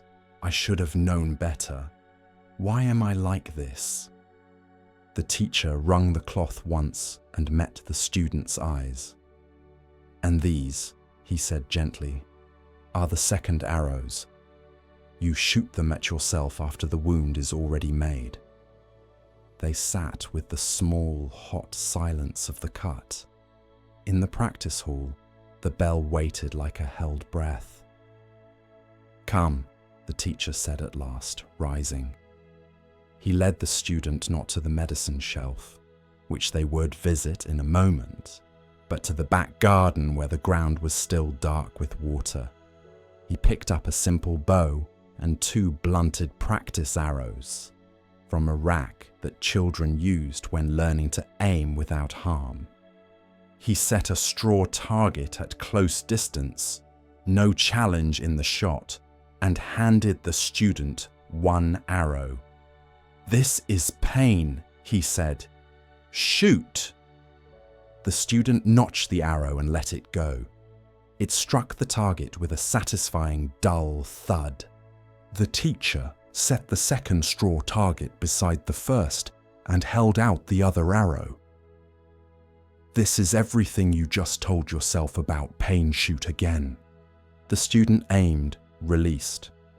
The second arrow flew less true and struck the first target, just to the side of the first arrow's shaft. The teacher walked to the targets and touched both points. "The body is honest," he said, tapping where the first arrow rested. "It says, ouch, clear, immediate. This one," he tapped the second, "arrives as commentary. It says, I am ruined, I am always like this, the future is lost," and so on. The first arrow is inevitable in a human life. The second arrow is custom work. The student opened his mouth to argue, found no argument he believed in, closed it again. His arm throbbed. He felt, just beneath the throb, a smaller sensation. A warmth that was not injury but blood doing its job. A pulsing that was not crisis but repair. He noticed too the whole orchestral section he had added around the cut, the tight percussion in his jaw, the violins of what if rising and rising, the brass of blame. The teacher saw the noticing arrive in the student's face and nodded as if hearing a shift in music none of the neighbors could hear. "Hold out your wrist," the teacher said, and pressed 2 fingers to the pulse. "Feel that. The body is already mending. Stand with it so it does not have to work around the crowd of your thoughts." They went back inside. The teacher cleaned the cut and wrapped a thin bandage. "We will keep it dry," he said. "We will give it air, and we will feed it exactly as much story as it needs, which is none." That night, the student lay on his mat with the bandaged arm on a folded cloth to keep it still. The ache was steady. Sleep stood in the hallway and would not come in. The mind practiced a mean little theatre, scenes of the future gone wrong, whispered reviews of the past. He turned, he sighed, he interrogated the ceiling, he declared he had failed at calm. He reached for a conclusion that would end the noise and found only more noise. The elder's steps were quiet, but the student heard them. A shadow at the doorway. "Awake?" the teacher asked, though he knew. He came in and sat back to the wall, the way you sit with a friend in the middle of the night for no reason, except that night is long. "Let's meet the first arrow," the teacher said. "Not the second, the first." He guided the student with the kind of voice that makes the lamp seem brighter without changing its flame. Close the eyes. Find the exact borders of the ache. Not the idea of it, but the map the body is drawing now. Where does it begin? Where does it end? Is it hot, cool, sharp, dull, pulsing, steady? Is it a coin, a line, a cloud? See if you can locate the place of most sensation and the place of least. No words like bad or should. Only the simple alphabet of feeling. The student did not like this instruction at first. He would have preferred a pill or a perfect sentence, but he followed. The ache was not one thing. It was a shifting weather of points and pressure. At the edges, there were breaks in the cloud. places where the skin felt only the sheet, places where warmth was neutral and not a message. In the center, a pulse. He watched a few beats and was surprised to discover the pulse did not ask him to hate it. It asked to be felt, and then it asked for nothing. "Now," the teacher said, "listen for the second arrow.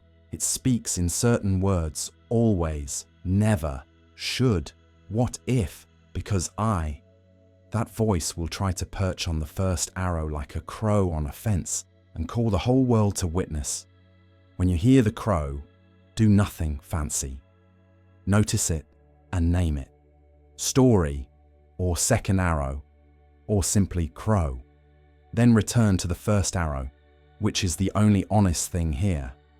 Another wave of thought rose, the elaborate stage set, the speeches about tomorrow, and the student saw it. He did not chase it down the hallway. He labeled it story, in a voice so soft it did not disturb the breath. He came back to the raw, simple map in his arm. He felt the bed holding the rest of him like a shore. A little of the theatre went dark, one heavy curtain at a time. "If kindness wishes to work," the teacher said, "place your free hand over your chest or belly and let warmth talk to wound. You can even say the truest, smallest sentence there is. Ouch. Just that, not ouch, and therefore, not ouch because, not ouch forever. Only ouch. Let the body hear that it has been heard." The student whispered the word once, and the word did not open a trap door as he feared. It opened a window. Air moved. He felt a prickle of tears, not dramatic, just the body's way of rinsing something sticky off the edges of his sight. The teacher smiled in the dark. Pain is real. Suffering is pain, multiplied by resistance and decorated with story. When you stop adding decorations, the room gets simpler, not perfect, simpler. Simple rooms are easier to rest in. They practiced a small rhythm. In breath, count of 4. Out breath, count of 6. The longer exhale pouring some of the day into the night's big bowl. On the out breath, the student allowed the words "first arrow" to fade, and with the exhale imagined a tiny space opening around the sensation, like loosening a bandage one notch. He wasn't pushing pain away. He was refusing to build a house for it. Later in the week, the student brought a different ache to the teacher. Not a splinter's clean red line, but grief. A letter had come. A cousin gone. A childhood river suddenly unshared. The student cried in a quiet, stubborn way. "It hurts," he said, not touching any part of his body because there was no part that did not qualify. "It hurts everywhere." "It should," the teacher said. "This is love speaking in its dark dialect. This is the first arrow made of time." He did not offer distraction. He poured tea, and they sat with the steam and the ache. "Second arrows will try to join," the teacher said after a while. "They will say, 'I should be over this. Others have it worse. I am broken. I am failing. I will never be okay.' They will propose bargains with the past. They will put on costumes, blame, analysis, prophecy. When you see one dressing itself in you, bow and do not invite it to stay. Cry like rain, breathe like weather." So the student learned that the first arrow can be allowed, felt, held, honored, without letting the second build a city.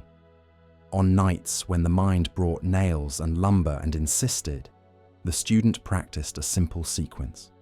Recognize what is here, allow it to be here, investigate with kindness, nurture with warmth. He did not use the words like a spell. He used them like steps in a dim room. Recognize, this is sadness, this is ache, this is fear. Allow. It can be here. The room is big enough. Investigate. Where in the body? What shape? What texture? What pattern? Nurture. A hand where it hurts. A phrase as simple as a pebble. This is hard. May I be gentle. May this pass in its time.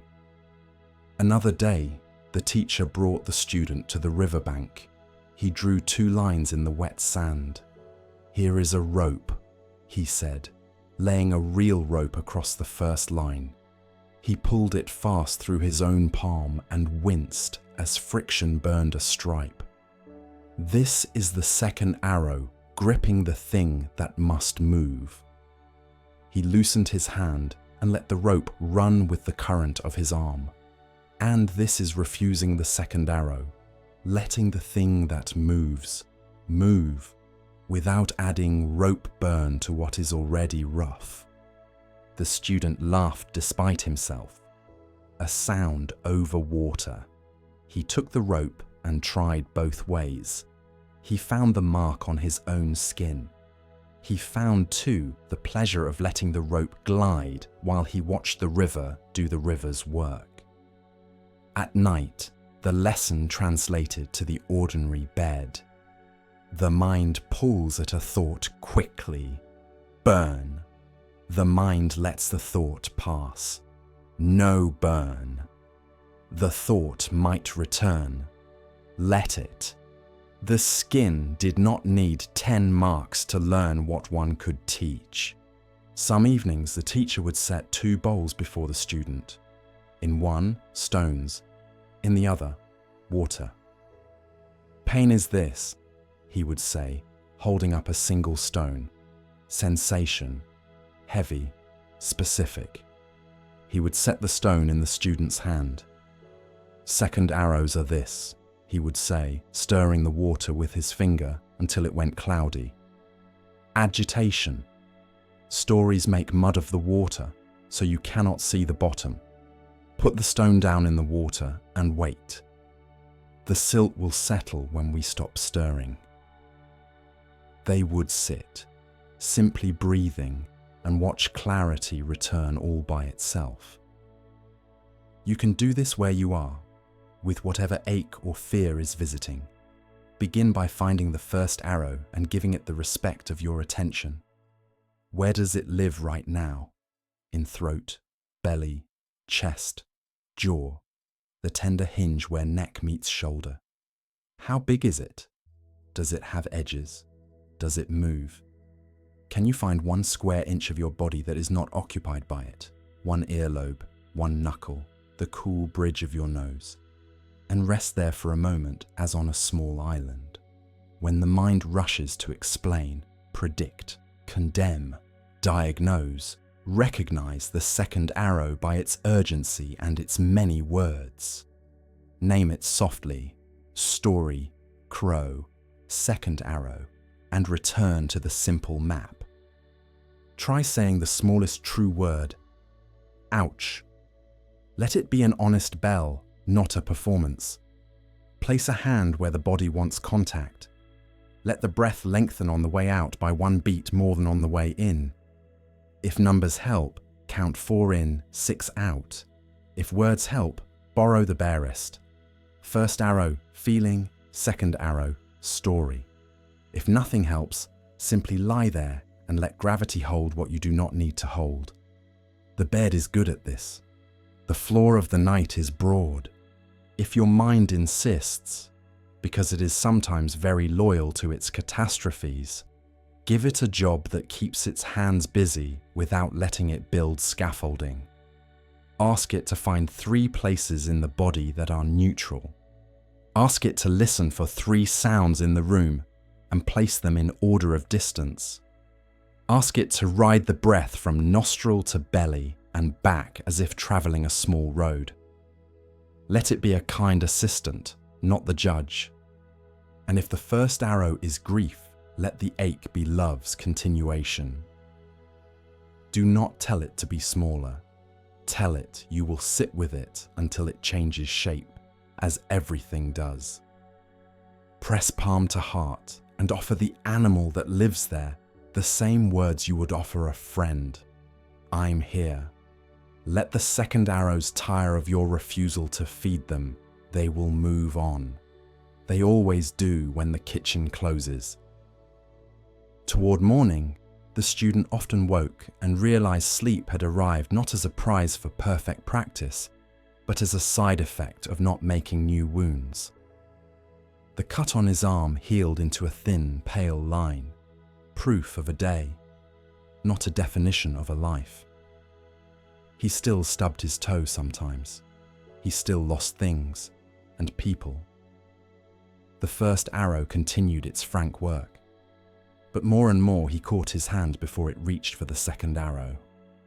He kept a bow on the wall of his mind as a reminder one target he could not control. The other he could stop aiming at himself. When you turn out your light tonight, you can practice this ancient, ordinary magic. Do not make a ceremony of it. Just feel what hurts and do not add what doesn't need to be added. If a story sneaks in, and it will, notice the weight of your body on the bed, the exact place where the pillow touches your cheek, the little wave at the end of each exhale when everything in you settles half an inch deeper. First arrow, felt. Second arrow, seen, named, and set down. Then, let the room take your weight. Let the night be the room's bigger room, and let sleep, when it is ready, find you exactly where you are, unarmed. In the valley, dawn opened the barn door with light. The farmer tied his boots without hurry, listening to the soft conversation of swallows in the eaves. The air had that clean edge that means the day intends to be honest. When he reached the paddock, though, the gate hung crooked on its leather loop, and inside there was nothing but hoof prints turning to the fence and vanishing toward the hills. Neighbours arrived as neighbours do, drawn by the same alarm that draws crows to new shine. Such bad luck, they said, looking at the empty corral as if emptiness were an accusation. Your best horse gone. How will you plough? How will you haul? What will you do? The farmer ran his palm over the cool top rail where the animal's mane usually brushed. He felt the splintered place where the strap had given way. He looked up into the sky, which was as undecided as the situation. Maybe, he said, and went to fetch water for the cabbages. He still mended a hinge after breakfast. He still scattered grain for the hens. The rows still needed weeding. Worry came and announced itself with big gestures. Pictures of a field unplanted, a season lost, a winter thinner than it should be. He heard those pictures like the chatter of sparrows and did not throw stones at them. He said, maybe, the way you set a cup down. An action so small, you only notice it by the quiet that follows.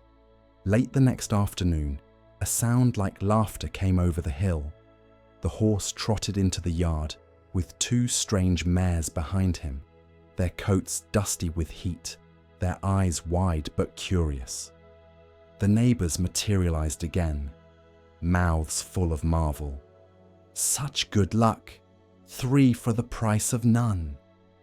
The farmer rubbed the bridge of his horse's nose with the gratitude you give a friend who returns without asking for applause.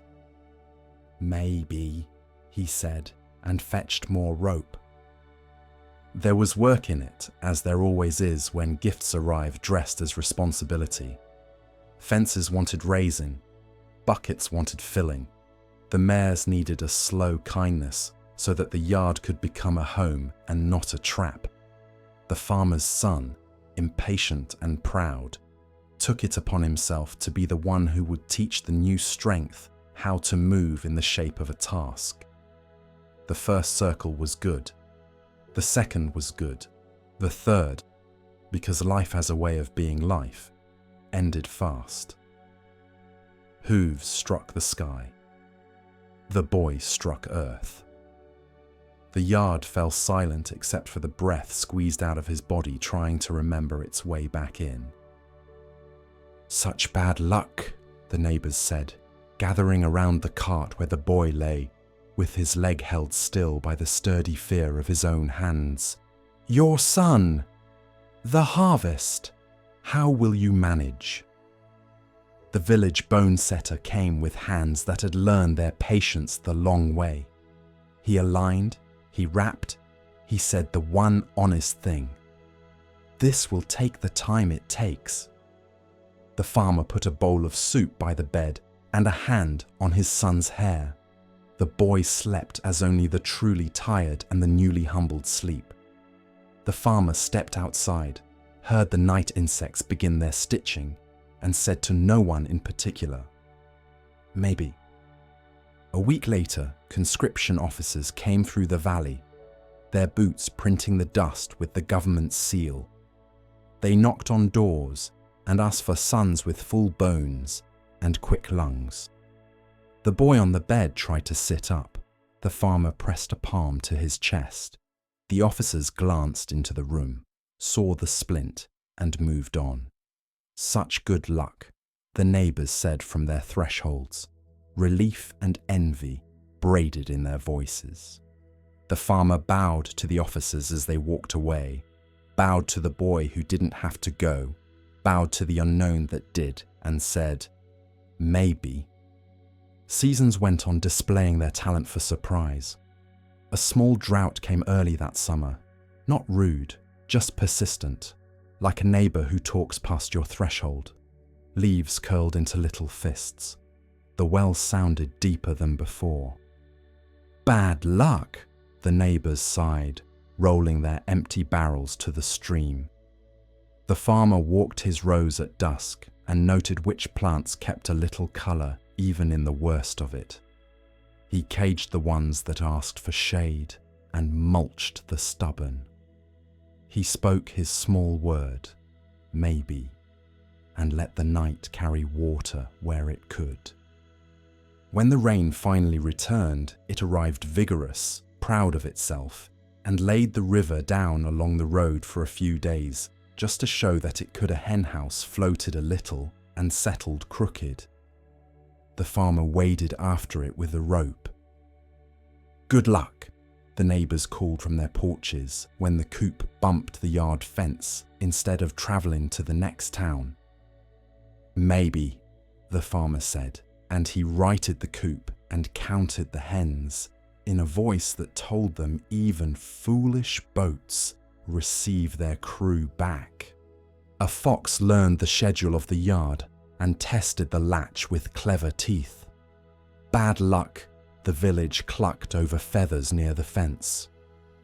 The farmer reinforced the wood and shifted the water pan, then noticed the way his remaining birds stayed closer to the coop at dusk.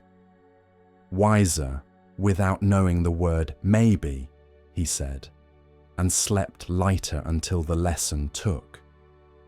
A stray seed hid in the cuff of a traveling trader and leapt out in the farmer's field to become a thing nobody could name. Its fruit, when it finally declared itself, tasted like a cross between a pear and a rainstorm. "Good luck," the neighbors said, holding their bowls out. "Maybe," the farmer smiled, planting 2 for next year and saving 1 for a day when sweetness is needed and not explained. Taxes rose, the market fell, a neighbor's barn caught and was saved. A calf was born too early and still somehow got to its feet, like a curtain deciding to be a sail. Each event arrived like weather, with its own language, its own opinions, its own claim to being the truth. The neighbors kept a running commentary because commentary is a habit with a good appetite. The farmer kept his word like a small stone in his pocket. Maybe.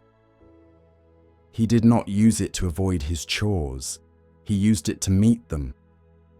He learned the texture of maybe the way hands learn the weight of a bucket. It is not indecision. It is the willingness to let the story keep writing itself. he discovered that maybe can be a breath. Inhale. Feel the body's quick plan to judge. Exhale, say maybe, and watch some of the plan loosen its tie. At the fence one evening, a neighbor with a sleepless face leaned on the post and confessed the thing people say when they are tired of their own certainty. "I just want to know how it will turn out," she said. "The price of wheat, the letter from my brother, my husband's cough. I spend the night finishing endings that never happen. I wake up as tired as if I had harvested my field with a spoon." The farmer nodded, eyes on the place where swallows skimmed just above the pasture. Each turn, a tiny decision. "The mind is a fast storyteller," he said. "It hates an open door, but the door belongs to the night. Go to bed with the door open, and you will wake to see who actually walked in." "And what do I do in the meantime?" she asked, a little desperate. "Hold a maybe like a warm stone," he said.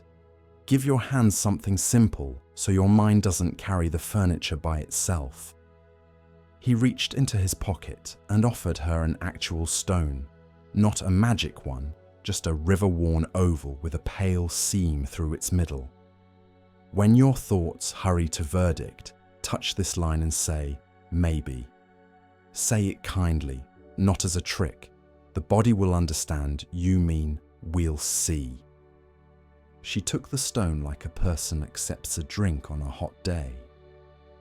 "Maybe," she tried, and something in her shoulders changed shape. The word found other uses.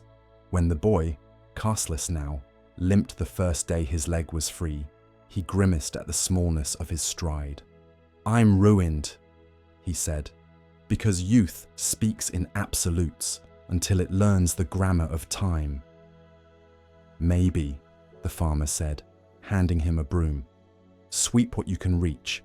Tomorrow, perhaps more." The boy frowned, then swept. The next day, more. When a travelling merchant praised the farmer's pears and offered a price that smelled like flattery, the farmer said maybe and weighed the baskets, and the week with the scale in his chest that had been calibrated by weather, he sold some. He kept some. The neighbours called it shrewd or foolish, depending on their appetite that afternoon. He went to bed pleased with the work he'd done, and curious about the fruit he'd saved. There were winter nights when maybe was the quilt's edge. The wind arced around the house and laid its cold hand on the window panes. The farmer's breath made small clouds in the dark before the fire got going. Sleep can feel far when you add up all the sums you don't know. On those nights, he practiced the same thing you can practice now. He placed a palm on his belly under the blankets and let the breath find his hand. In for 4, out for 6, the longer exhale like pushing the barn door closed against the wind with steady arms. On the exhale he whispered, so softly even his own ears only halfway heard, "Maybe." The word didn't erase the ledger. It turned the numbers back into chalk. If you are turning on your own narrow mattress, finishing stories that haven't finished you, you can try this small agriculture of mind.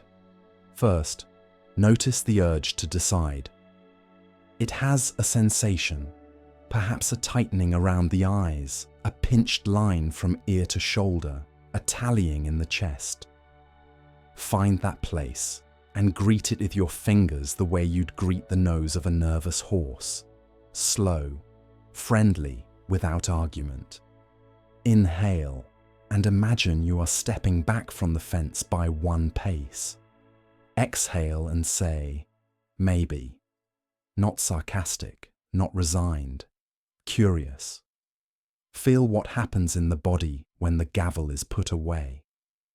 You can give your mind a job that behaves like a field instead of a courtroom. For the next minute, Let it name 3 possibilities for any worry that visits: the feared one, the hoped one, and the unimagined middle touch, a finger to thumb for each possibility, like planting 3 seeds. Then return to breath.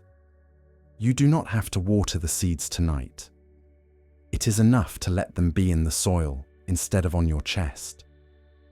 If your thoughts insist on a door closing, give them a different door. Picture a small gate on a path behind your ribs. On the inhale, the gate swings open with the ease of oiled hinges. On the exhale, it stays open. Above it, a wooden sign carved with a single word: maybe. Watch what happens to the flock of thoughts when they discover they are free to graze instead of being chased into a pen. Some wander, some lie down. 1 or 2 will come close and blink at you as if to say, "It's not so bad out here, is it?" If words help, borrow the farmer's small sentence: "We'll see." Let it ride the breath. Inhale, we. Exhale, see. Place it on the tide of 4 in, 6 out, until time rounds its corners. If the mind comes back with its parade, always, never, ruined, perfect, wave once to let it know you saw. Then return to your post at the gate and read the sign you carved, maybe. You might also try a simple ritual that tastes like harvest. Imagine all the unfinished outcomes in your head as apples picked too early, hard and shiny and unsweet. Place them gently in a wooden crate by the door of your mind. On the crate, set a note: ripen. Promise yourself you won't bite them tonight. This is not denial, it is patience. Time's kindness doing what only time can do. Feel how your jaw thanks you for not asking it to chew what isn't ready. Maybe is not a shrug. It is a deep bow to the shape of living. It is not passivity. It is the strongest kind of participation, a willingness to act well without demanding that the world report back on schedule. It is not an eraser for grief or a gloss for joy. When joy comes, maybe keeps you from gripping so hard you break it. When sorrow comes, maybe keeps you from writing a future in wet cement because of a footprint in the present. By late spring, the boy ran again. The mares learned the cart and looked around as if they had suspected all along that the valley would be a good address. The price of wheat rose, fell, rose. Some neighbours slept better, some didn't, but a few of them kept stones in their pockets and touched the pale seam at night. The farmer kept weeding and mending, which is almost always the right thing to do regardless of predictions. If you like, you can put your hand now on something ordinary: sheet, pillow, the warm hill of your own chest, and make a small promise. To let the story finish itself in the wise company of time, inhale once, as if you are smelling the air before rain. Exhale as if you are tying a gate softly so it doesn't bang. Say maybe, in a voice so quiet it could be the voice of the room. Feel what unknots. Let the door stay ajar. Sleep walks through doors like that. And tomorrow, whatever comes to your fence, you can meet it with the same small word that makes room for everything. Maybe. Evening arrived with the easy certainty of a tide. The garden's stone path held the day's warmth like a remembered kindness, and the pond wore the first hint of night like silk lanterns along the eaves were not yet lit. A child stood by the water with a wooden ladle, eyes wide and serious, as if the pond had offered a riddle only they could solve. Above the black-green surface, the moon climbed, round, patient, full of its own business. Below it, a perfect twin lay trembling, disturbed by the softest breeze. The child scooped. The ladle lifted a bright, broken circle that slipped away in trembling pieces. They tried again, kneeling at the edge so the reflection seemed closer, the moon bigger, the problem more solvable. Again, the silver shattered in the bowl and ran back between their fingers. The child frowned, as if the moon were being uncooperative. A monk watched from the stepping stone near the camellias, hands folded into sleeves, posture loose the way a willow is loose. He didn't announce himself. He let the scene finish one more attempt. Water spilled. The child's breath went ragged with effort and a kind of small, noble frustration. "It keeps escaping," the child said, not looking up. The monk came closer and squatted, knees open, the way one meets something young, a person or a moment, without crowding it. "What are you catching?" he asked. "The moon," the child said, and in the saying the task grew taller. To hold something far, with something near. The monk dipped his fingertips into the pond and gently drew a line that made tiny waves run to the edges. The moon stretched into a thin white ribbon, then returned to a circle as the ripples relaxed. "Where is the moon?" he asked. The child, who was very smart in the most natural way, pointed up, then down, then up again in doubt. The monk smiled. "There," he said, glancing at the sky. "And here," he added, looking at the water. "Only one is wet." The child laughed despite themselves. "Then why can't I scoop it?" "Because you are not catching the moon," the monk said. "You are chasing a picture. Pictures run when we chase. Watch." He leaned over with the ease of an old tree bending to shade a bench. "If we want to see the picture clearly, we don't grab. We become still." He placed the ladle, bowl down on the stone, and touched a finger to the pond. "Let the water rest," he whispered, the way you whisper to a horse so it doesn't startle at your intent. They waited. Frogs made the tiny knocking sounds frogs make. A moth bumped the air once and changed its mind about the lantern that wasn't lit. A breath of wind thought about touching the surface and decided to visit the reeds instead. The ripples flattened. One small ring at a time, the moon regained its roundness without anyone forcing it. "Do you see?" the monk asked. "It came back," the child said, as if the pond had apologized. "It was always there," the monk said. "The water just needed a moment to remember how to be quiet." They sat like that, not hurrying, letting the evening expand around them like a soft bowl. Then the monk reached for the ladle, turned it in his hands, and offered it to the child, handle first. "Try holding it without purpose," he said. "Hold it the way you hold your breath when you listen to the last note of a song. Not tight, not loose, just enough." The child held it and found that their fingers, which had been soldiers, could also be birds on a branch. The pond understood this new agreement and kept its face calm. The moon lay there unbroken, a coin the night had set down for anyone to find. "Sometimes," the monk said, "the mind is like your hand with the ladle, trying to scoop peace out of reflection and wondering why it keeps slipping through. When we stop stirring, peace finds us."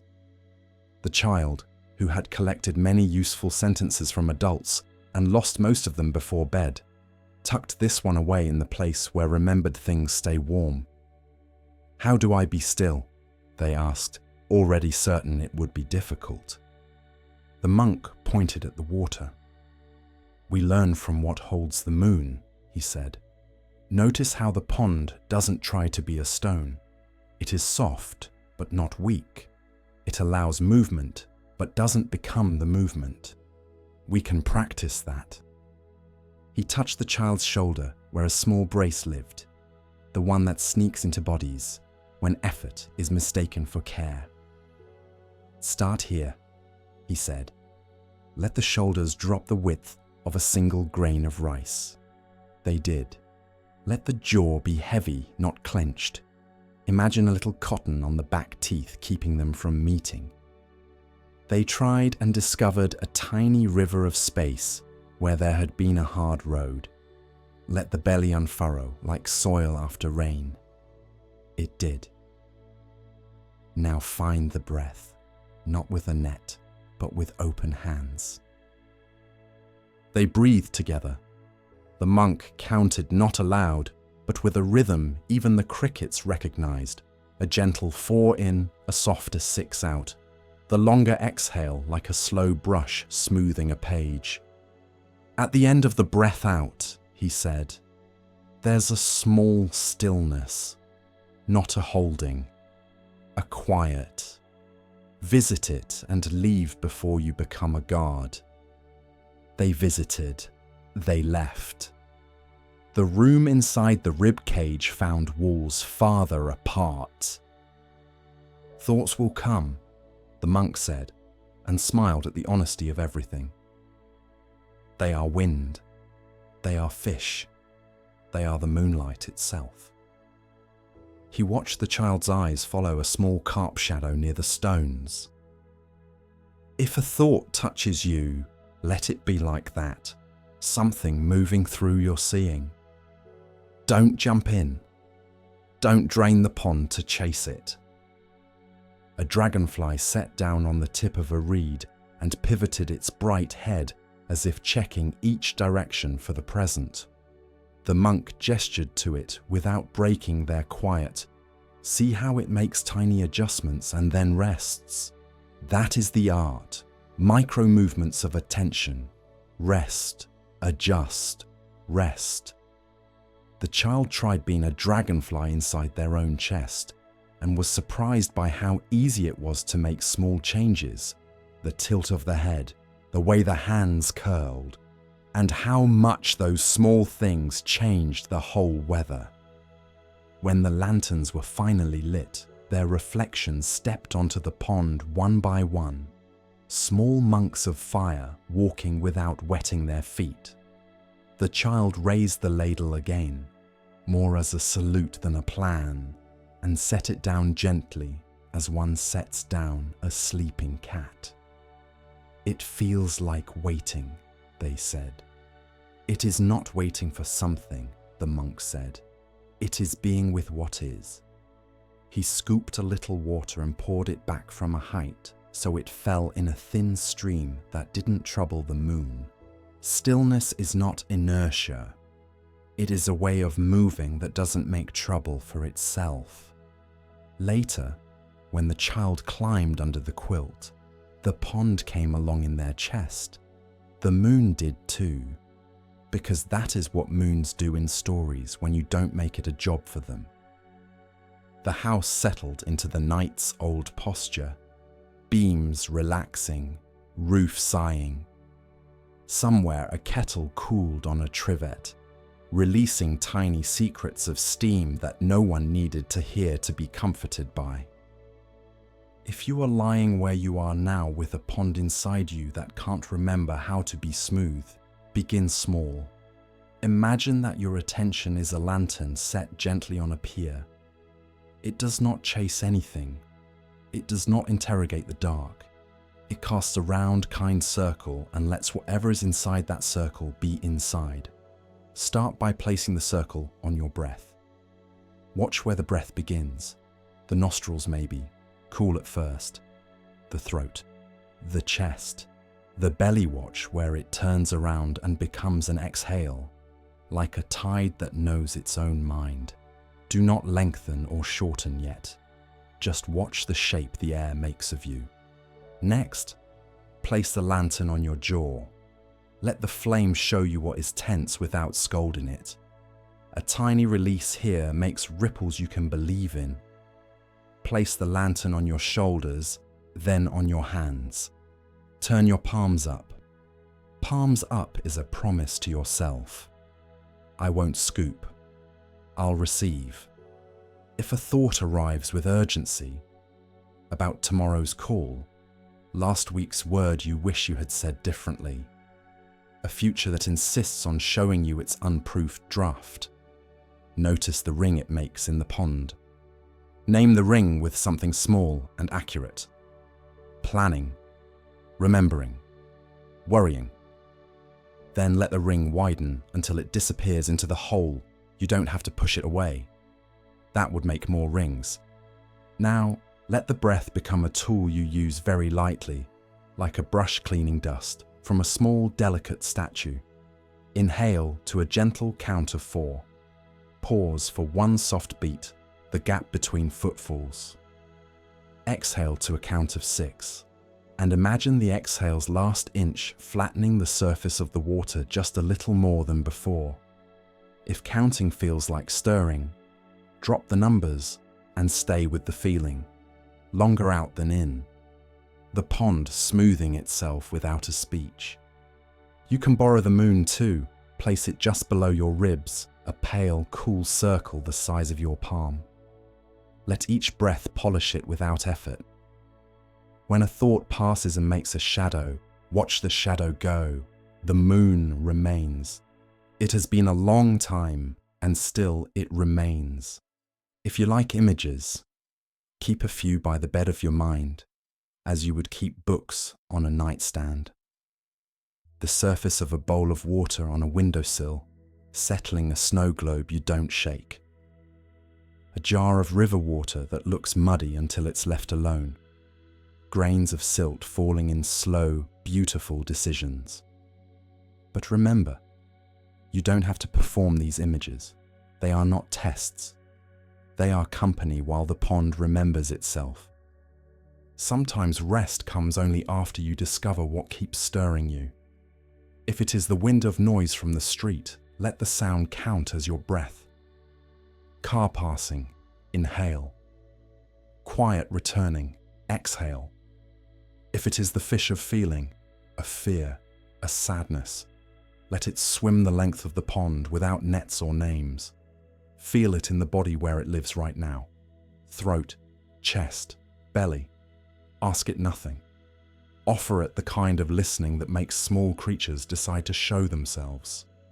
And if your mind insists on scooping, because minds scoop by nature, set an empty bowl on your bedside table or in your imagination. Make a small agreement with yourself. Every time you catch the urge to scoop a reflection, place the ladle in that bowl. You can even hear the soft wooden sound of it setting down. Then return your hands to palms up. The bowl will keep all the ladles you set down tonight. In the morning, you will find you don't need most of them. On some nights, sleep arrives like a heron, one slow step, another.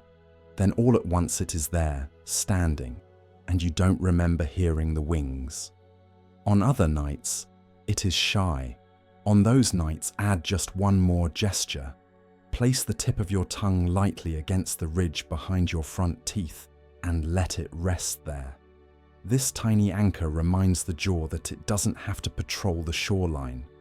Let the eyes behind the lids gaze into the middle distance, as if looking at a horizon that is inside you. There is no object to find. There is only the sense of width. In that width, everything has room. The moon, the frogs, the moth, the breath that keeps arriving and departing without a plan. The child dreamed that night of walking across the pond on stepping stones of reflected light, each step making a ring that faded before the next. The monk dreamed of nothing he could remember and woke with that unremembered peace, the kind that needs no story to be real. The moon completed its round and went about its sky work. You can end here in the simplest way. Let your breath be a pond. Let your attention be the night above it. Let your thoughts be breezes, fish, brief visitors who do not own the water. If a hand rises in you to scoop, set it down. If a ripple comes, watch it go. Your only task is to be the place where the moon can rest without being taken. And when your body decides it is safe to hand itself over to sleep, it will do so the way water does everything, by remembering its shape without effort. Morning pressed a pale hush against the paper screens. In the painter's studio, a single scroll hung like a winter field, wide, untouched. A silence that had learned to stand brushes lay in their ceramic rest as if asleep, each hair trained to a perfect point, each handle worn by years of promises. The painter stood barefoot on the bamboo floor, feeling the hollow clack inside the ribs that comes when the mind is louder than the world. He had been here yesterday and the day before, seeing everything at once, the mountain, the reeds, the bird, the wind, and in seeing everything, unable to begin anything. The blankness was not paper anymore. It was a demand.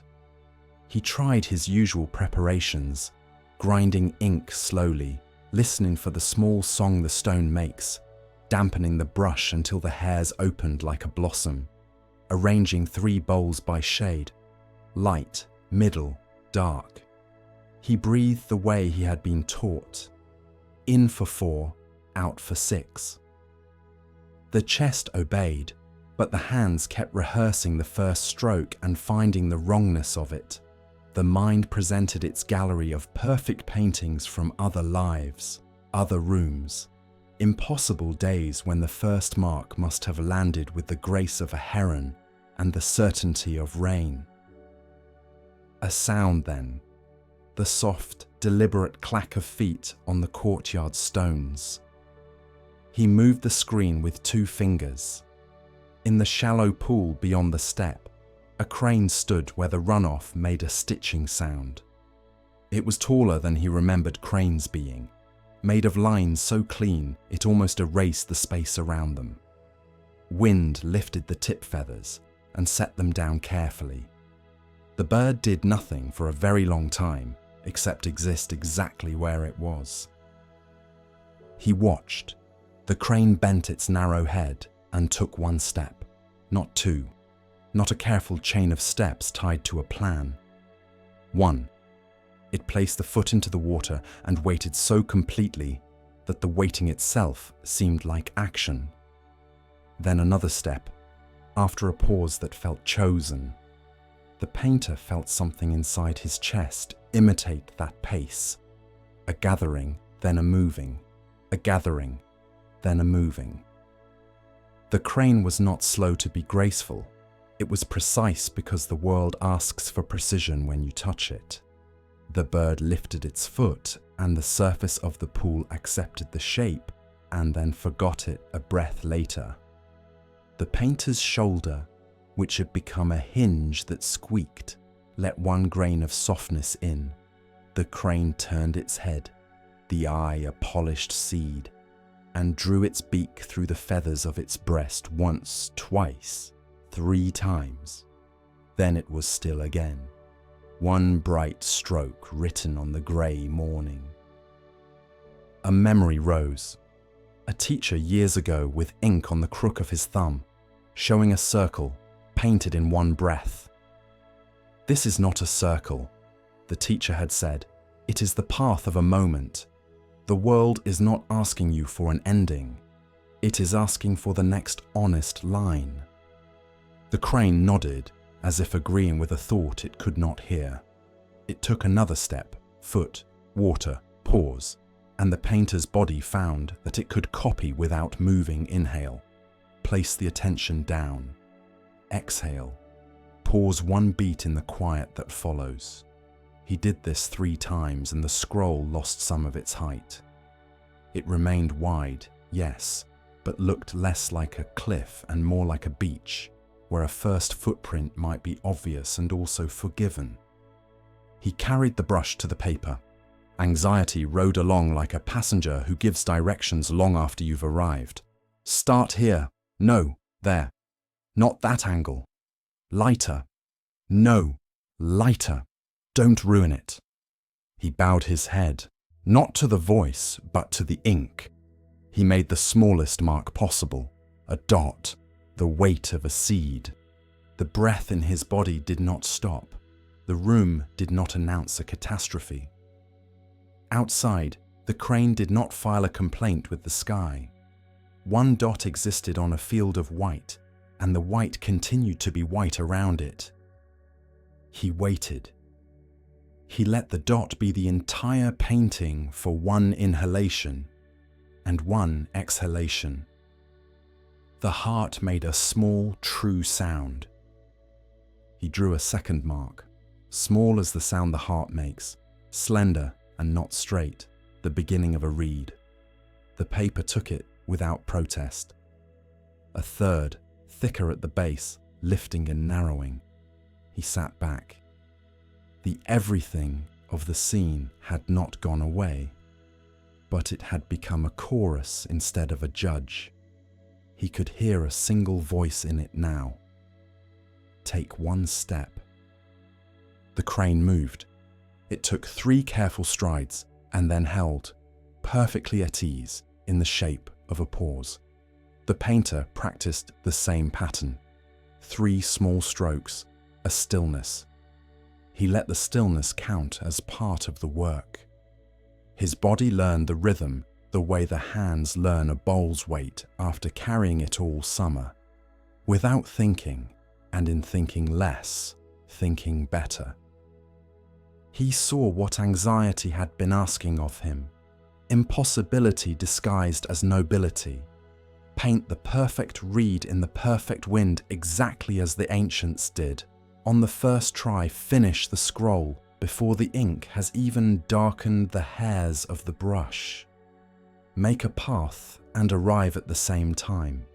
The crane had no such requests for itself. It moved in a way that permitted continuing. At noon he ate rice with pickled plum and watched the ink dry to a soft grey where the water had been generous. He did not try to finish anything.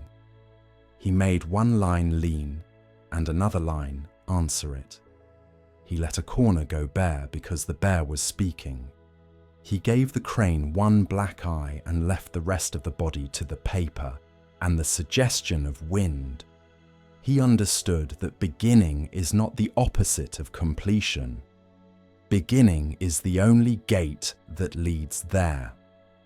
In the afternoon the wind turned and the courtyard smelled briefly of the sea, though the sea was a day away. The crane lifted into that scent, used it to fly, and was suddenly a white slash between rooflines. The quiet it left behind did not feel like loss. It felt like a teacher walking out of a room after you finally heard the lesson. That night, the painter lay in bed on a straw mattress that knew the shape of his back. The scroll in the studio hung in the dark, not finished, not demanding sleep often evaded him on such nights. It used to find his lists and sit on them, scattering them across the floor of his mind. He thought of the crane standing in water, one step, then the pause that was also a step. You can try it now, the way he tried it then, with your own body as the brush and the bed as the paper. Begin by choosing one small place to meet, the tip of the nose where air arrives, or the thumb resting against a finger, or a square inch of pillow under your cheek. Let that be your first dot. Don't make it important. Let it be small enough to ignore. Then don't ignore it for the space of one breath. Inhale, exhale, pause a soft heartbeat. That is a step. Make another. Relax one small place by one grain, jaw loosening the width of a thread, the tongue settling into a softer shape, the eyes lying back in their sockets as if in shallow bowls. Do not relax your whole body. That is like asking a reed, to become a river. Loosen one knot. Pause. Feel the effect propagate a little farther than it logically should. Let the breath take the shape of the cranes walking. In for 4, a gathering. Out for 6, a placing. At the end, a small stillness. Not a held breath, but the natural turn the tide makes at the shore. If numbers are too bright, drop them and keep the idea. Gather, place, let be. Repeat until the repetition stops being a task and becomes a gate the night recognizes. Worries will arrive the way small fish arrive to inspect a foot in the water. Tomorrow's call, one says, nosing the skin. The email, another, the thing you said in 2011. A large, irritating carp. Don't chase them. Move one step with your attention, back to the chosen dot, the square inch of pillow, the rise of the belly under your palm. Then wait. Let the fish become lines in the water again.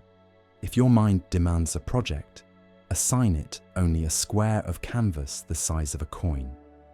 Relax only the left shoulder blade, or feel only the air at the right nostril, or soften only the fingers that are not the thumb. If it accomplishes the job and clamours for another, give it one more square next to the first. Let it tile the body slowly in softness. If it forgets the task and runs off into the future, call it back with the most forgiving phrase there is. Next step, no scolding, just a hand on a sleeve and a gentle turn toward the place you were already going. You can borrow the painter's little ritual of enough. Say to yourself, silently, on an exhale, just this stroke. On an inhale, just this breath. Let just be mercy and not restriction. The mind will try to negotiate for bigger promises. I'll calm down forever. I'll never think again. Smile and offer it the only true bargain you can keep. One stroke, one breath. The crane never promised the river anything but the next placement of its foot. If your body wants to move, sometimes anxiety is a hummingbird caught in the ribs.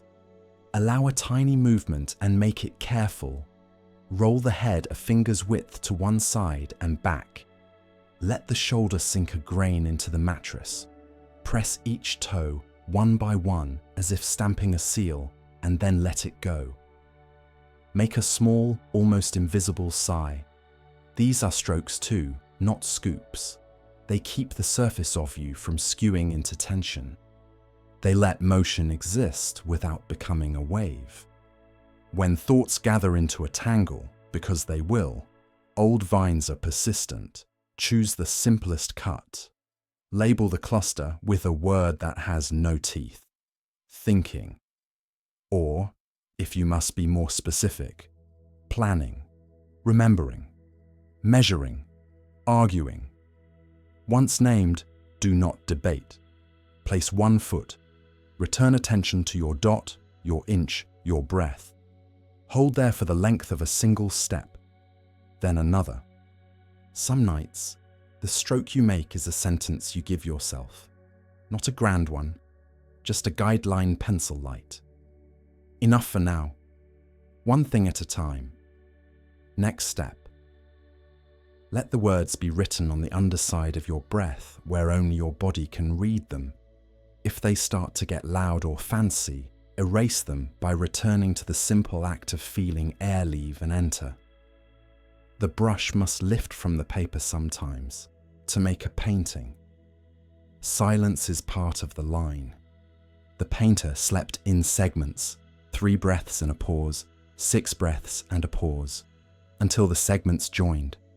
He woke once to rain, whispering to the tiles, and saw the crane again in his mind.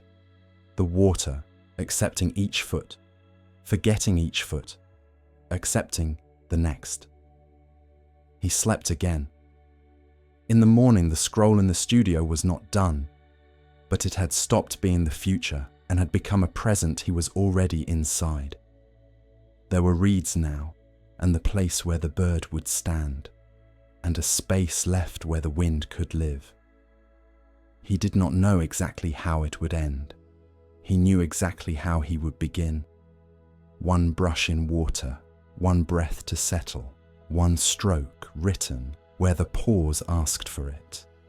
You can let your night become this study.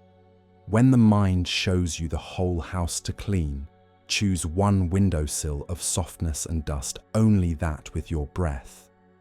When it shows you the mountain to climb, lay your foot on one patch of ground, the place under your heel that meets the sheet, and let gravity teach you descent first.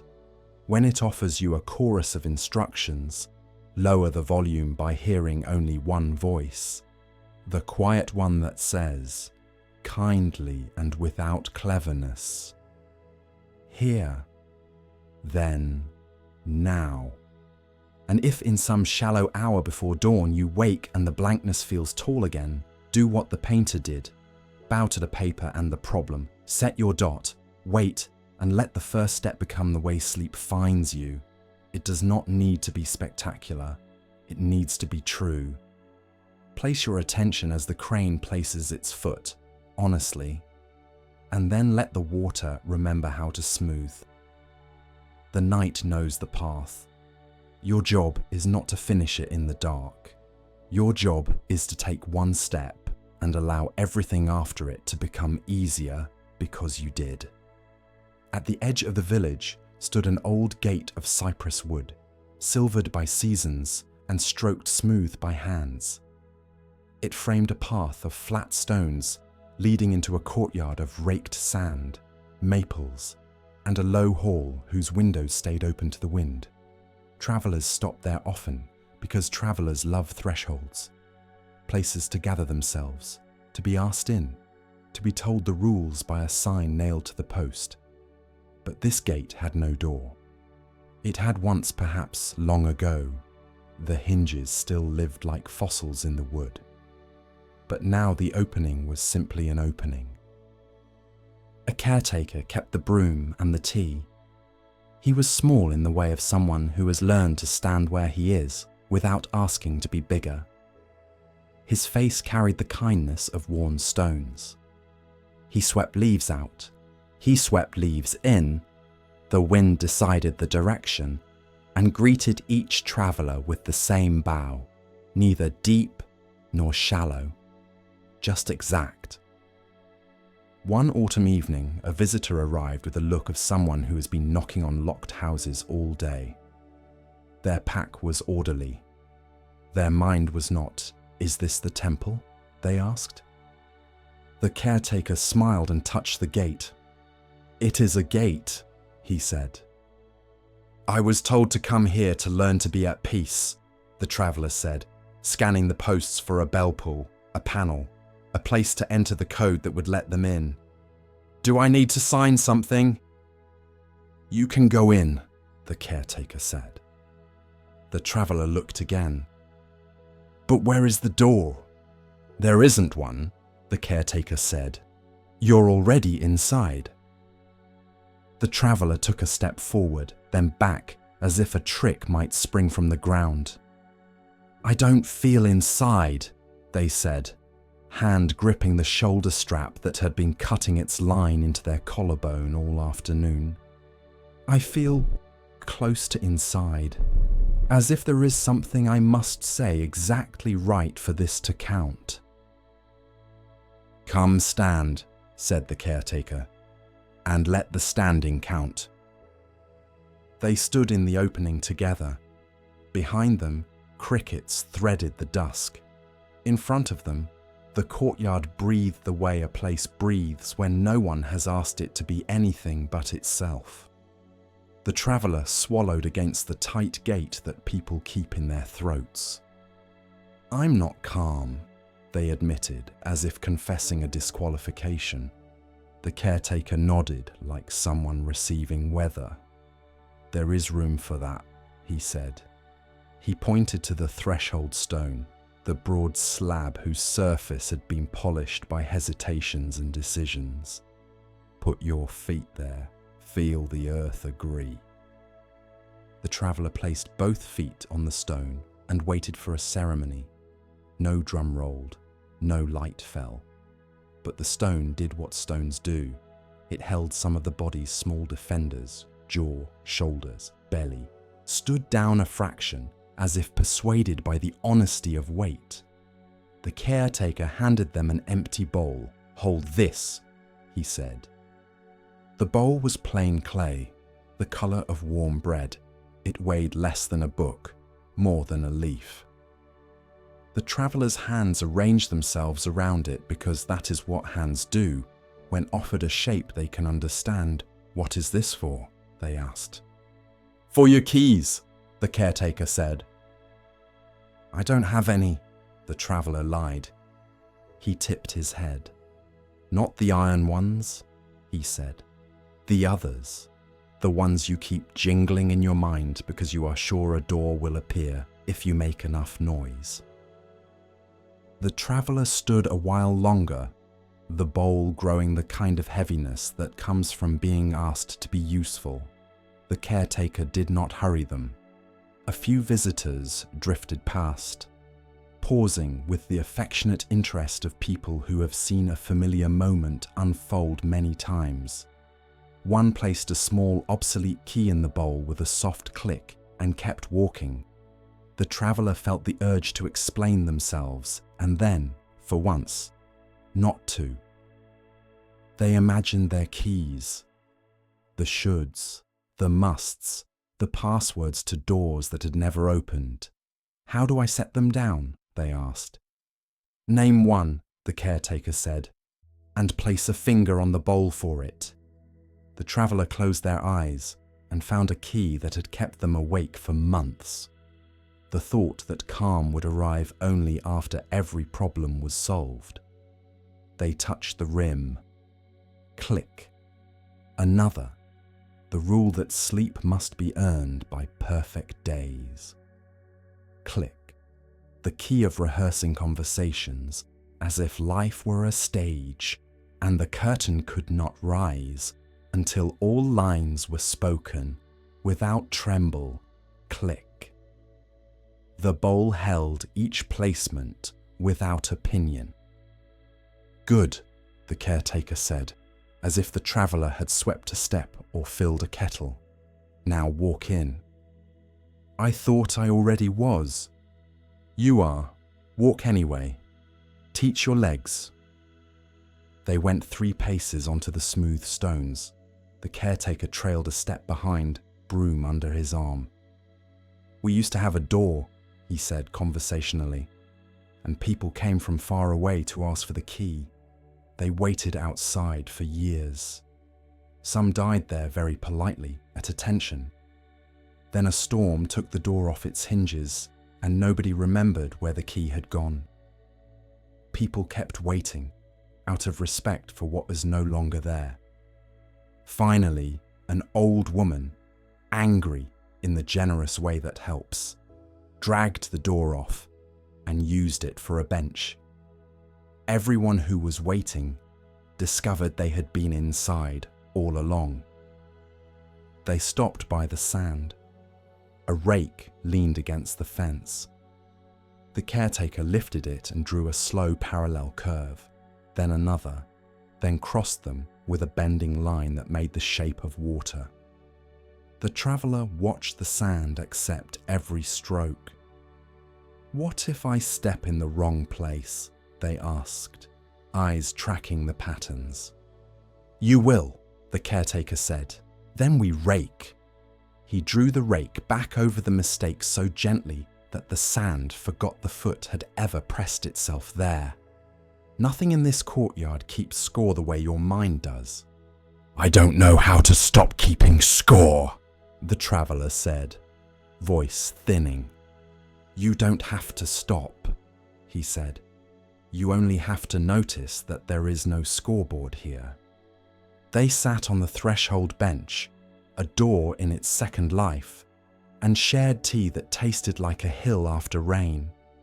The traveller felt the bowl's warmth reach the wrist and travel farther than warmth should, as if invited. "What do I do when I'm in bed?" they asked. "And everything in me is still in the street asking to be let in." The caretaker set his cup down with care, as if finishing a sentence. "Practice the gate that doesn't exist," he said. "Close your eyes and look for the door you keep waiting at. Find its wood, its iron, its seriousness. Then see that you are on both sides. The door cannot hold you out because you are the room." He let the thought sit on the stone between them to cool. "If words help," he added, "you can borrow these. I'm already in."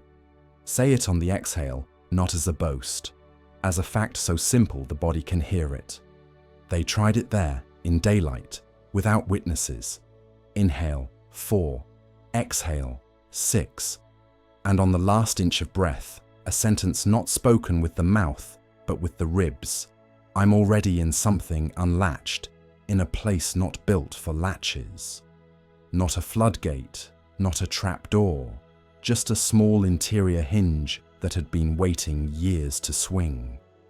The caretaker nodded, as if the broom had met the floor just right. "There are other handy things," he said. "When your mind insists there must be a sign-in sheet, give it one."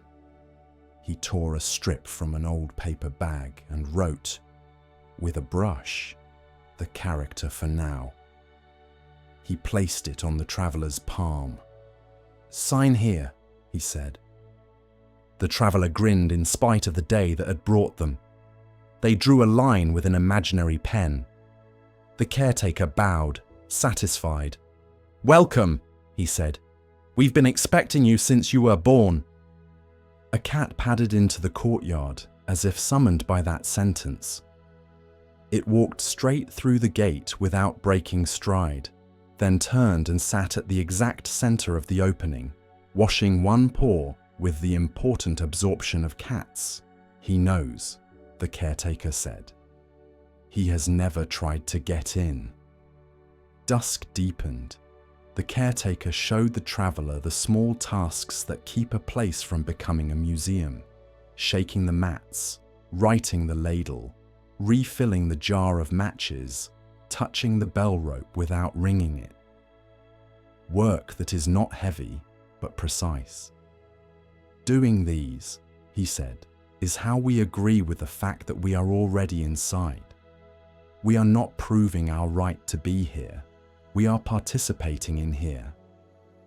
When the lanterns were lit, the traveller made a bed in the guest room where wind and the smell of cedar came through the screens. The night, which had been a wall for so long, became a ceiling instead, high and kind. The traveller lay down and discovered the old habit rise right on time. A parade of conditions that must be met. Every key taken from every pocket. Every door checked twice. The mind stationed at the threshold like a guard with a too-tight belt. They remembered the caretaker's bowl. They placed an empty one, imagined but real enough, on the floor of their mind by the bed. One by one, they set keys in it by naming them and touching the rim with a finger against the sheet. The key of future rehearsals. The key of past verdicts. The key called, "If I do it perfectly, they will not leave." The key called, "I must be smaller to be safe," and its twin, "I must be bigger to be safe." Click, click, click.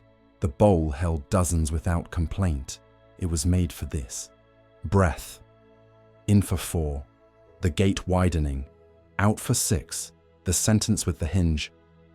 "I'm already in." At the end of the exhale, a brief standing in the doorway of the breath where nothing is demanded.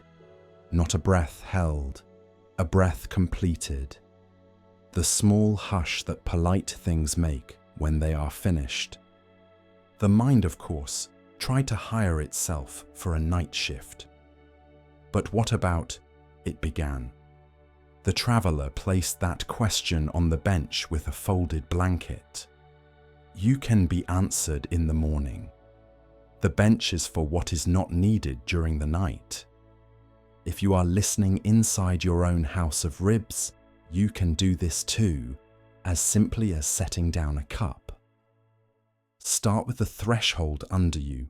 Notice 2 or 3 places your body meets the bed, the weight of the skull, the broad wear of the shoulder blades, the 2 hinged bowls of the hips, the calves, the long bones stacked like firewood, the heels.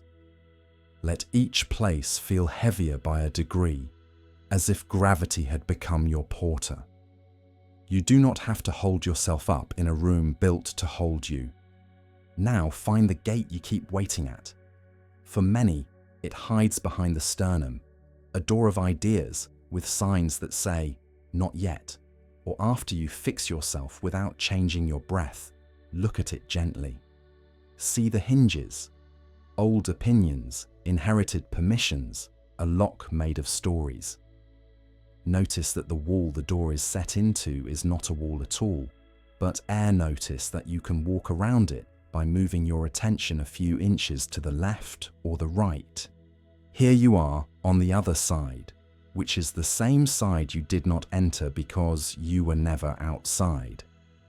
Let the door fade like chalk in rain.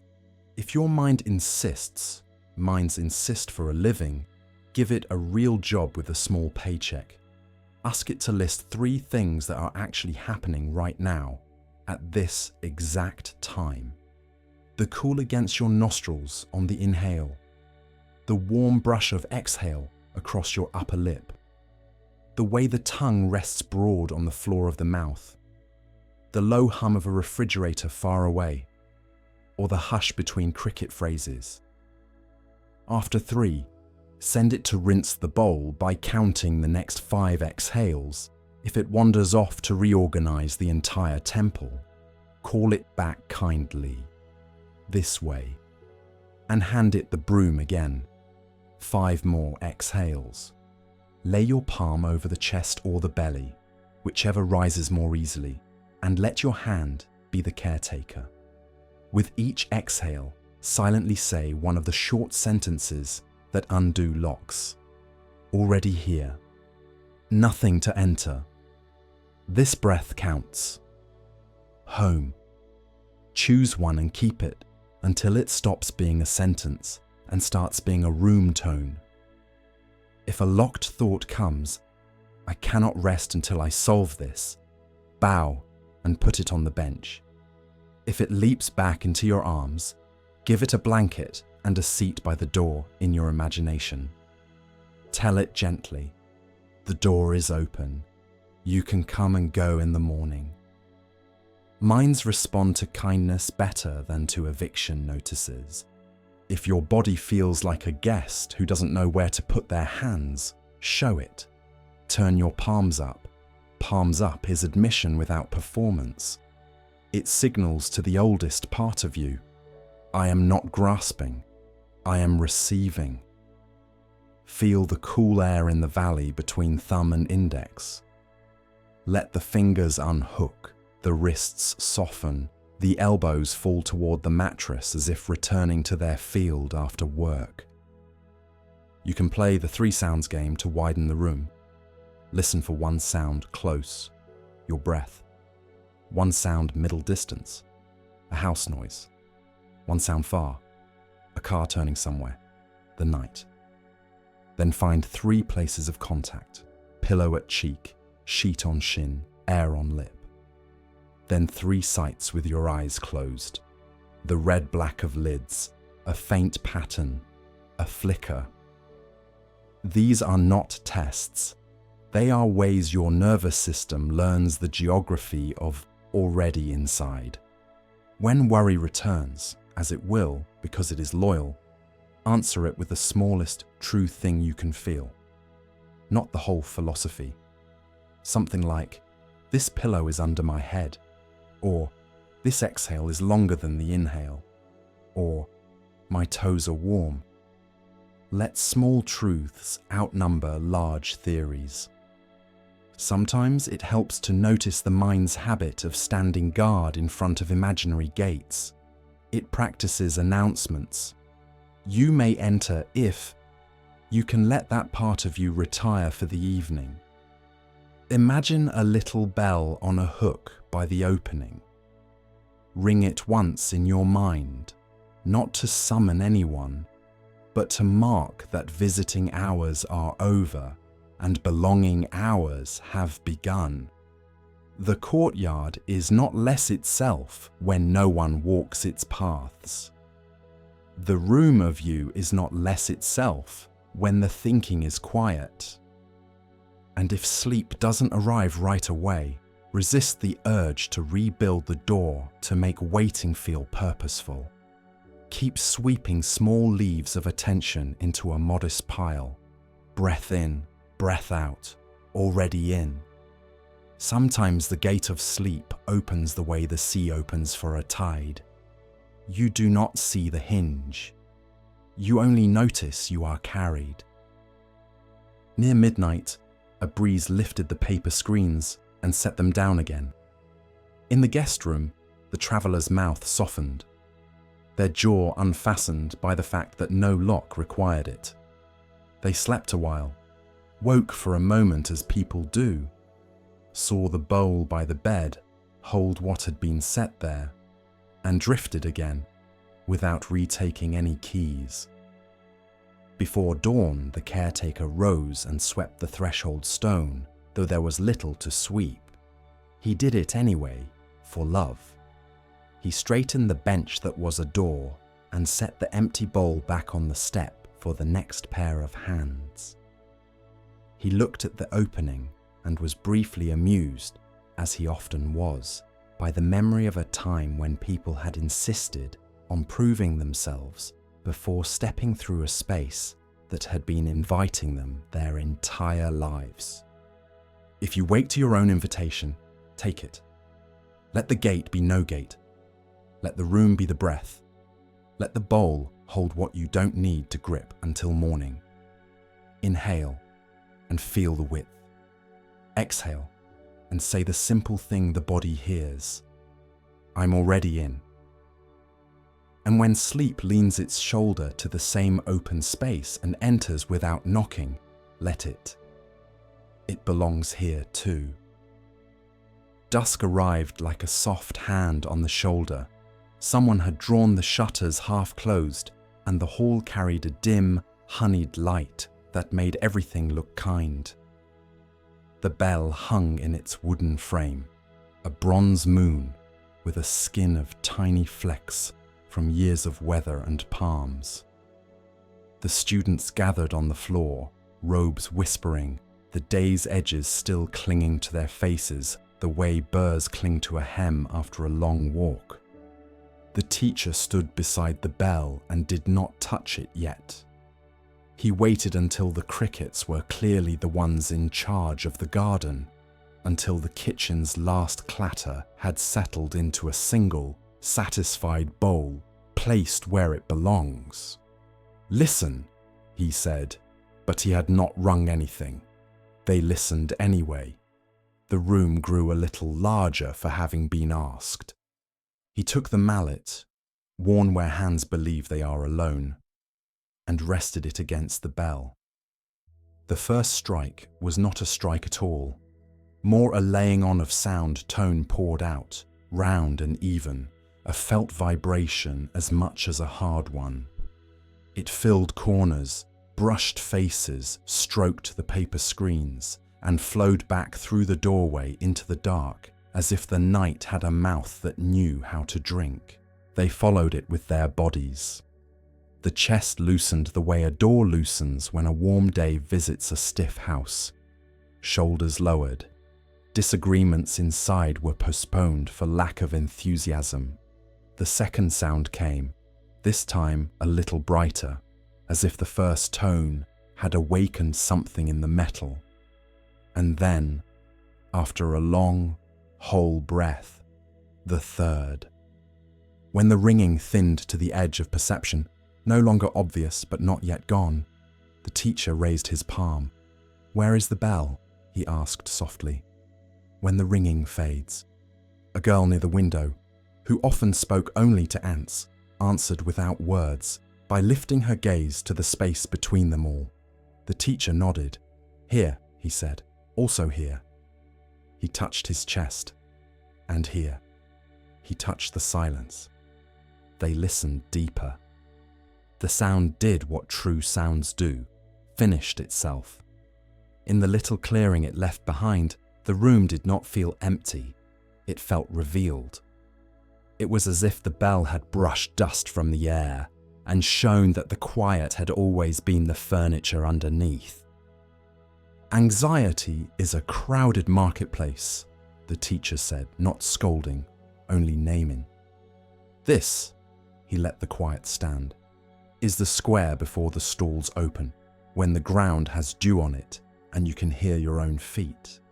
He struck the bell again, softer. One student's breath hitched, then settled. The teacher watched the edges of their faces. We do not have to build silence, he said. We can notice it. We can stand where it already is. He brought out 2 bowls, one of bronze, one of wood, and a small stick. The bronze bowl sang when tapped. The wooden bowl made a hollow, tender thock. He tapped them and let each sound find its end. Not all sounds are bells, he said, but all sounds end. The room is patient. He looked around the hall. You are the room. They practiced hearing endings. Footsteps in the corridor. Find the last one. A cough from someone pretending not to cough. Follow the little tail of air that trails it. A bird far off. Trace the arc of its call to the place where the arc crosses the horizon and becomes the idea of a bird again. Each time, the students return to the quiet with something like gratitude and something like surprise. Now, the teacher said, we ring without metal. He tapped his own chest with 2 fingers, not hard. There is a bell between every breath. You feel it when the breath leaves and before the next comes. The body knows this pause.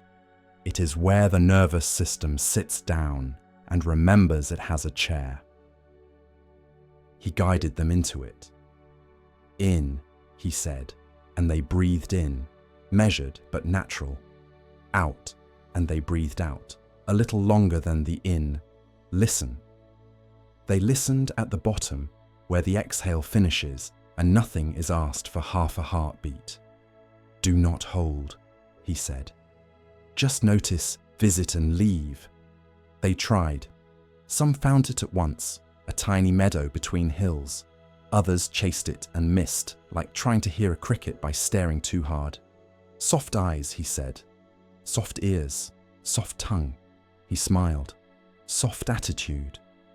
They laughed the kind of laugh a hall likes, and it changed the quality of the air for the better.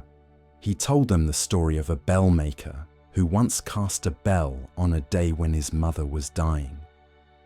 He mixed sorrow into the alloy without knowing he was doing it. And for years, the bell in that town rang with a tenderness that made people set down their packages for the length of the sound and remember not to hurry. What you mix into your breath, the teacher said, flavors the pause. Mix kindness, mix permission, mix no hurry. Practice shifted from listening to leaning. Let the end of the exhale lengthen by a grain, he said, not to hoard the pause, but to give it a porch. A hush at the bottom widened by the width of a sigh. He gave them a rhythm as gentle as a rocking chair. In for 4, out for 6, rest for 1 quiet beat. That is not a hold, but a completion. The bell rings, the bell rests, the bell rings again, he said. Do not rush to strike it. They took the pattern into the garden path and the kitchen and the sweeping of the steps. The bell followed them, not as a sound, but as a reference. Someone dropped a ladle and laughter arose, then ended, and the pause after the laughter was friend-shaped. A sparrow bounced along the rail, chittered once, twice, then put its beak in its feathers and became a small sleeping comma on the sentence of the afternoon. The pause had texture now. The students could feel it the way fingers feel the nap of a cloth. That night the bell rang the sundown and then was covered with the sleeve against dew. The teacher stood alone with it for a moment. He set the mallet back on its peg, turned, and found one of the boys lingering, the strong one who feared the dark because the dark reminded him his strength had borders. "What if I can't find it?" the boy asked, more urgent than he meant to be. The pause. "What if my head is too loud?" The teacher walked him to the open door. "When the head is loud," he said, "use the ears. When the ears are loud, use the skin. Put your palm on the wooden lintel. Feel the cool. Feel the texture. That is a kind of pause. Or place a finger at the notch at the base of your throat and wait for the little rise that says, 'The next breath is ready.' That is the bell rope." The boy tried it and felt the body give him permission it had been saving for him. On his way to bed, he heard small, ordinary sounds end. The kettle's whisper, the slippered foot of the cook, the wind testing the door once and deciding to come back later. He counted the last inch of each sound and let that counting be the way his mind learned to trust ending. If you are awake now with a head full of stalls and buyers, you can ring what they rang. Lie back and let the bed rise to meet the parts of you it knows. Back of skull, shoulder blades, the wide cups of the hips, calves, heels.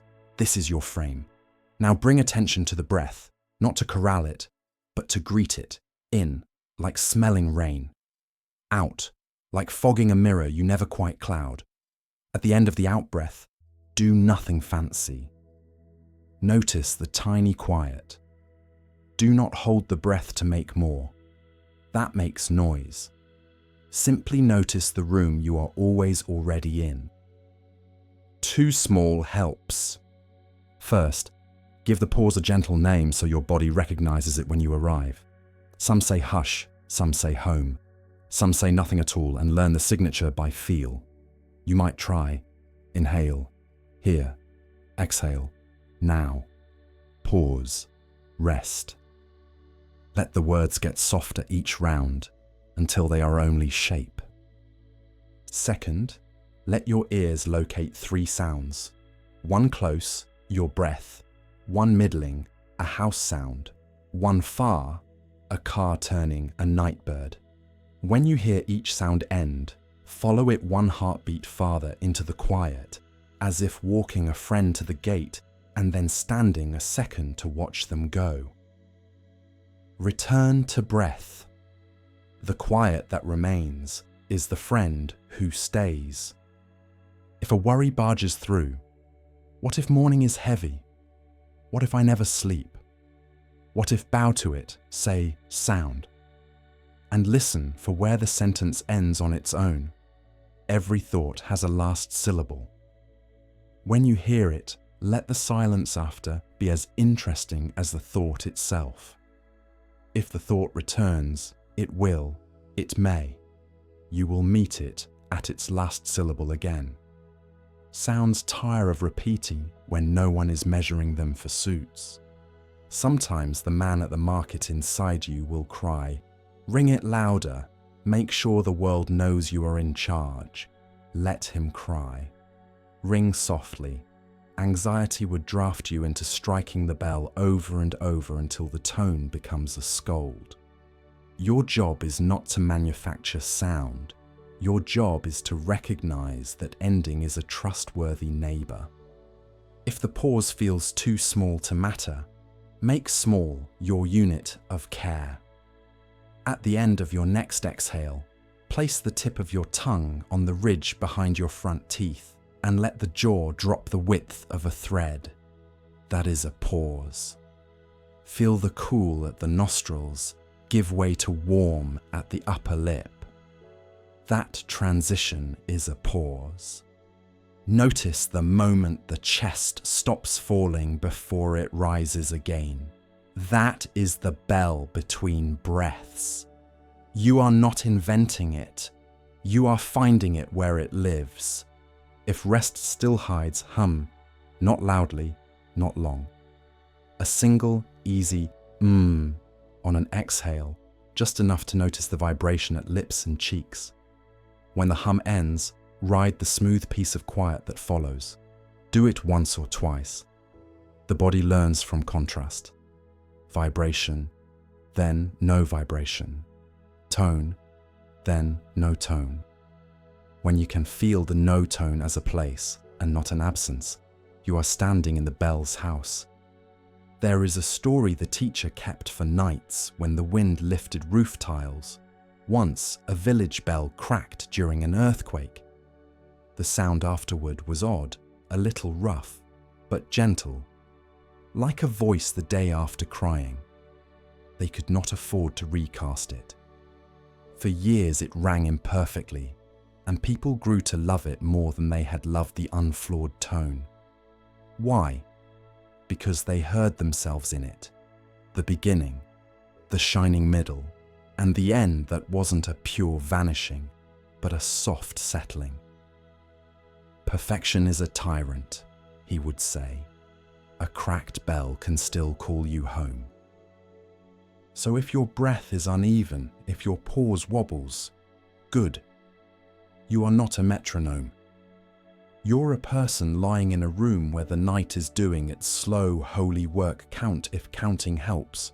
4 in, 6 out, rest for 1. Or 3 in, 5 out, rest for half. Change the numbers if they feel like an exam. Keep only the logic, a little more leaving than arriving. A small porch at the bottom of the steps.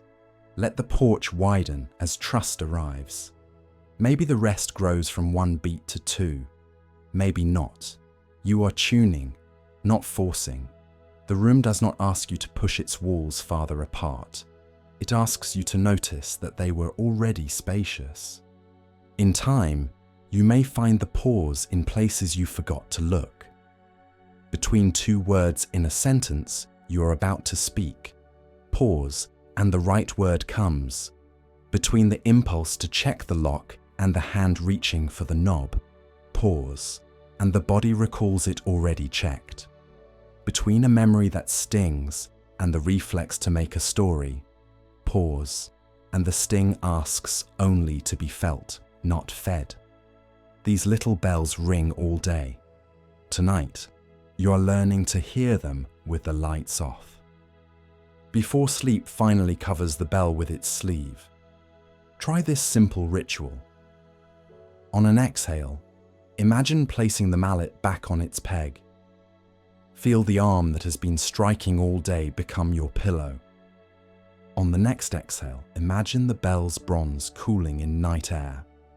On the next, imagine the frame holding without effort. Whisper, or think, or feel the barest, truest line. I can rest between.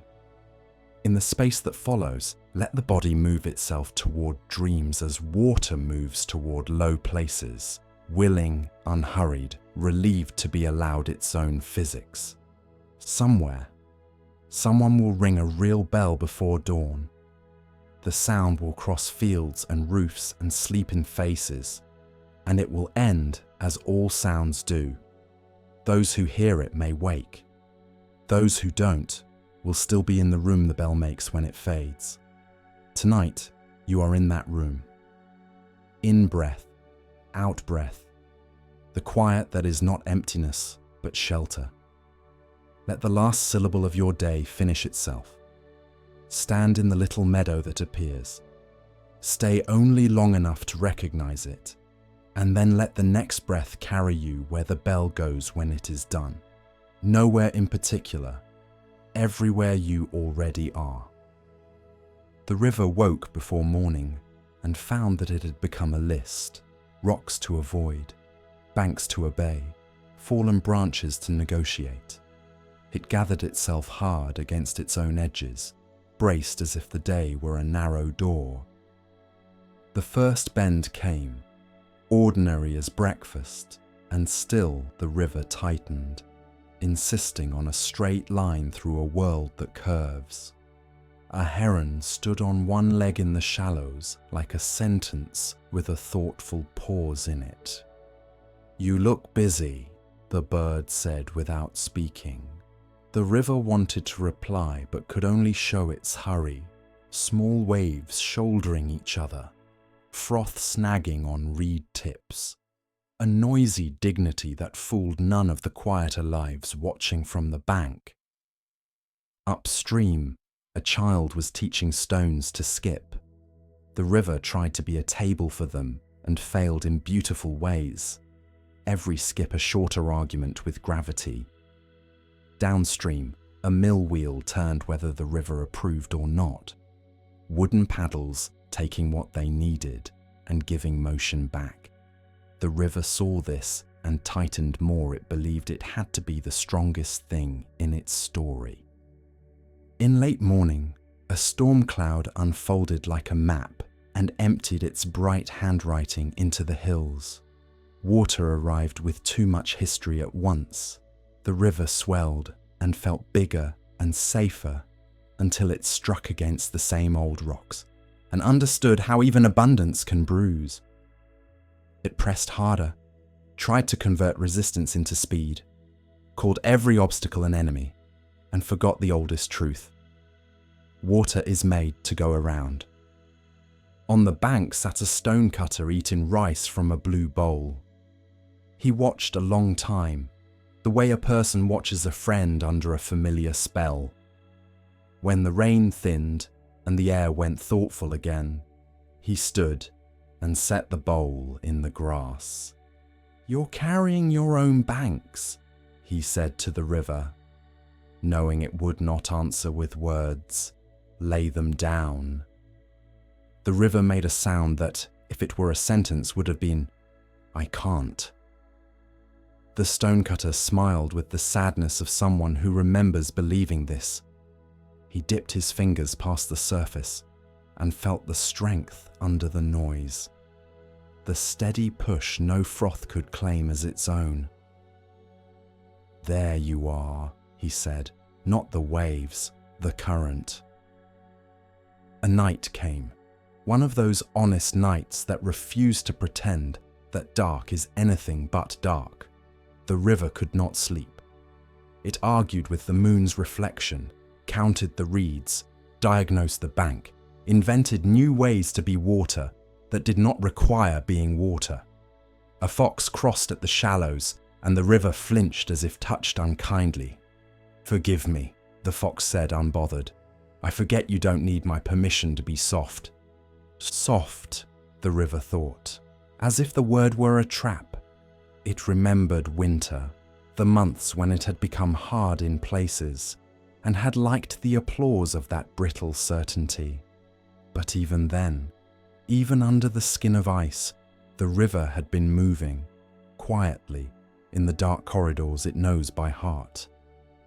It had never stopped being itself. The memory caused something to loosen. Not much, the width of a reed, but it was enough to let a fish through that had been bumping its head against a stubborn thought all afternoon. Near dawn, the water saw its own surface calm, where a pool had formed behind a fallen branch. In the stillness, it recognized a face it had once trusted. A voice rose in it that was not a voice at all, more like the body's knowledge of which way to turn when lost. "You are water. Around is your power." It tried the sentence on its next bend, just a little, not a giving up, but a giving way. The bend opened like a hand that had been a fist, without noticing. By midday, the river had remembered enough to stop arguing with every stone. It let the stones do their stone work. Hold, shape, slow, sing, It learned to push where pushing is right and to slip where slipping is wise. An eddy taught it how to rest without leaving. A deep pool taught it how to hold a reflection without making it a project. A spill taught it that joy is loud and doesn't need permission. You can feel all this without moving from your bed. Let your body be the river and let the sheet be the bed of your life for now. Find the places that feel like rocks. The jaw you've been clenching into usefulness. The shoulders that think they are cliffs. The belly that believes it must damn everything to be a good citizen. Meet one at a time. Place your attention on the jaw first, the common boulder at the mouth of the day. Inhale and think, water. Exhale and think, around. Feel the molars not quite touching, the tongue resting wide and low like a leaf in an eddy water, around. Now the shoulders, your familiar banks. On the inhale, imagine them rising on a gentle swell.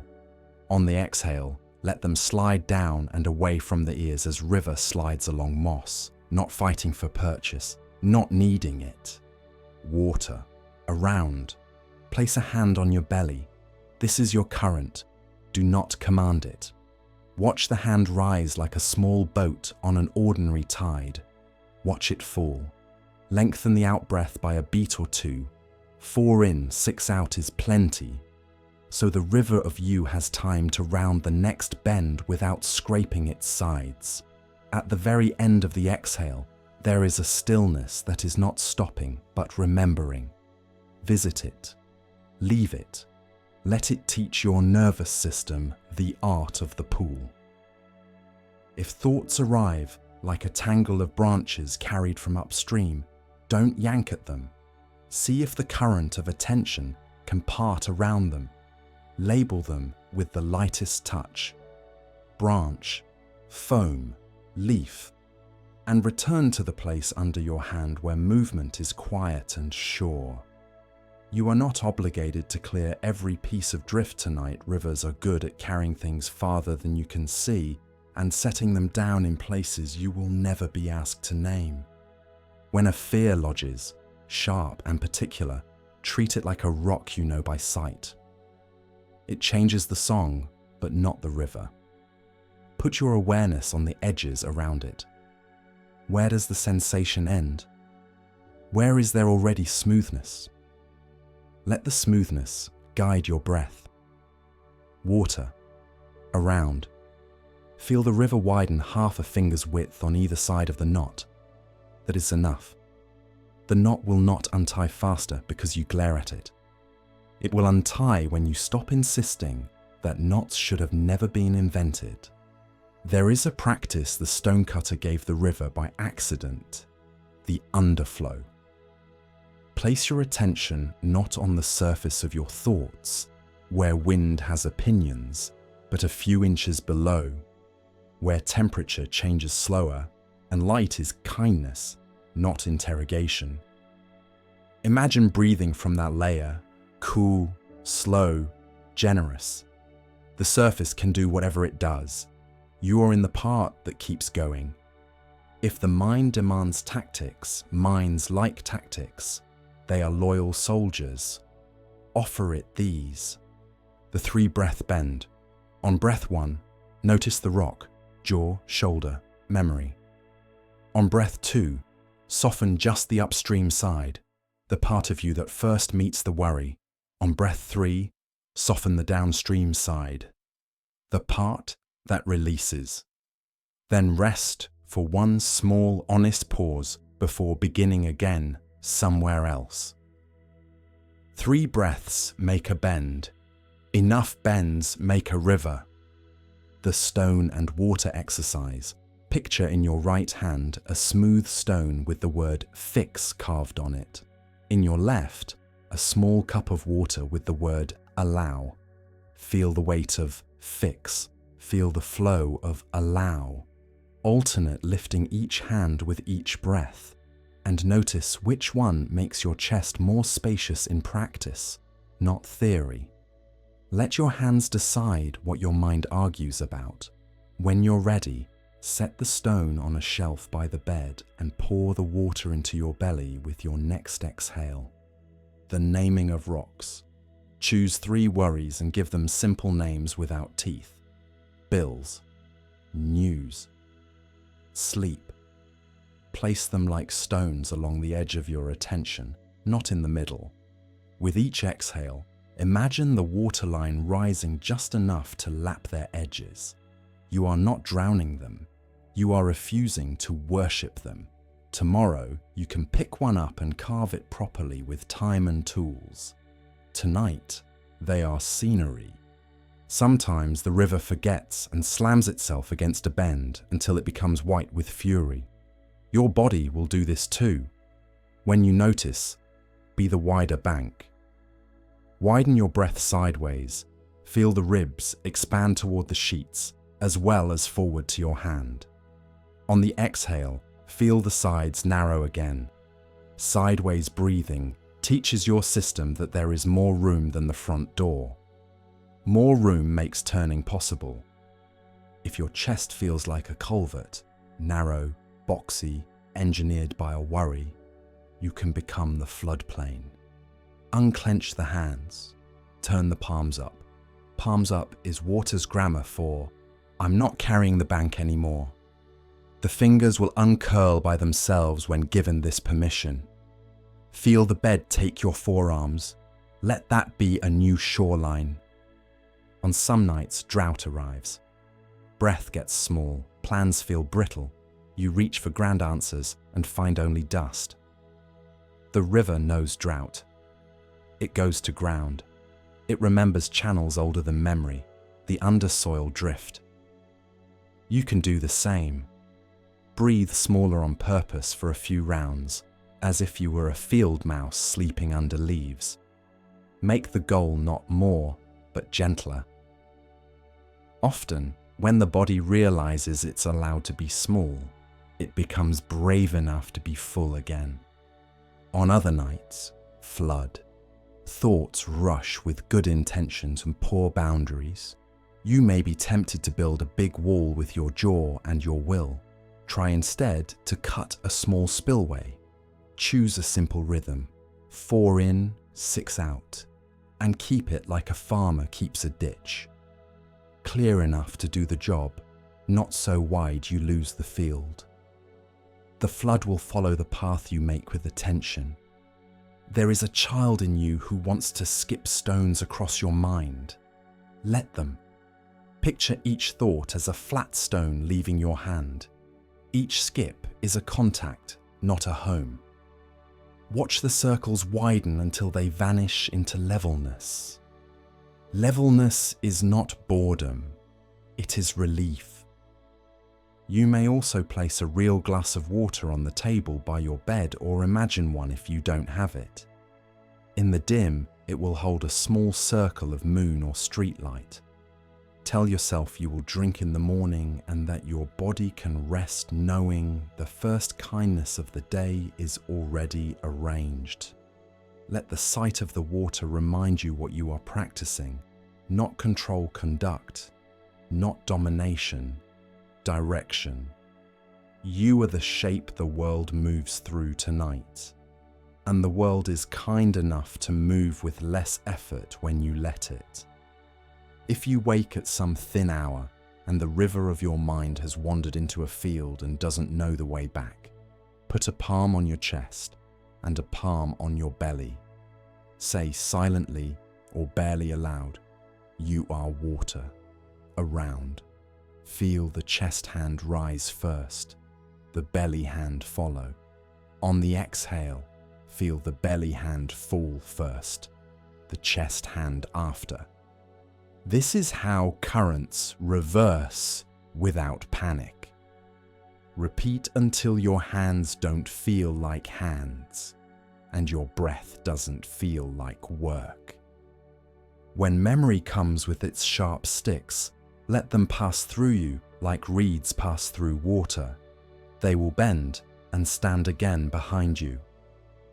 When plan making arrives with a clipboard, assign it a small task. count 3 exhales and report back, and let it sit on the bank with its pencil. When shame tries to sink, remember that water makes everything lighter. Put language under it, held, not dragged. Let your next exhale be a rope thrown kindly. Toward morning, mist will lift from the river, whether you are watching or not. The heron will change legs, a quiet ceremony acknowledging continuance. The mill will creak and begin its day, not because of your effort, not because you solved the hydrology of existence in the dark, but because you remembered enough to let what moves, move. You can end here in a way that is not an ending. Inhale and think water, feeling the cool at the nostrils, the ease in the throat. Exhale and think around, feeling the body's edges soften by a thread. If a last rock announces itself, what about? Smile with the part of you that has learned river manners and let the word drift backward into the pool that keeps its own counsel. Your shoulders are banks. Your spine is a channel. Your heart is a deep place where light and dark both look like home. You do not have to force the world through you straight. You only have to remember what you were before you forgot. Something that knows how to get where it's going by cooperating with everything it meets. Now, let the current you are carry you into sleep the way a river carries leaves under a low bridge, quietly, confidently, with enough room. And if a dream places stones just so, you will not crash, you will curve. You will wake later with the taste of water in your mouth and the gentle fact of it in your bones. You can go around. You did. You will again.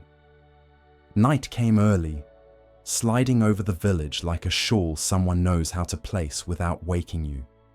In the small room by the temple wall, a child sat with their knees up and their chin on the topmost knob of bone, watching the dark gather in careful handfuls along the floor. The day had been busy with chores and chatter. Evening, as always, was suddenly larger than the house that held it. A soft knock at the frame. The monk stepped in, carrying a lantern the size of 2 clasped hands. Its sides were thin paper, washed with a tint like warm tea. The light inside was not a shout. It was a pulse, steady and human, as if it had learned its rhythm from someone sleeping well. The monk set the lantern between them. The child didn't look away, but their shoulders told the truth they were not ready to say.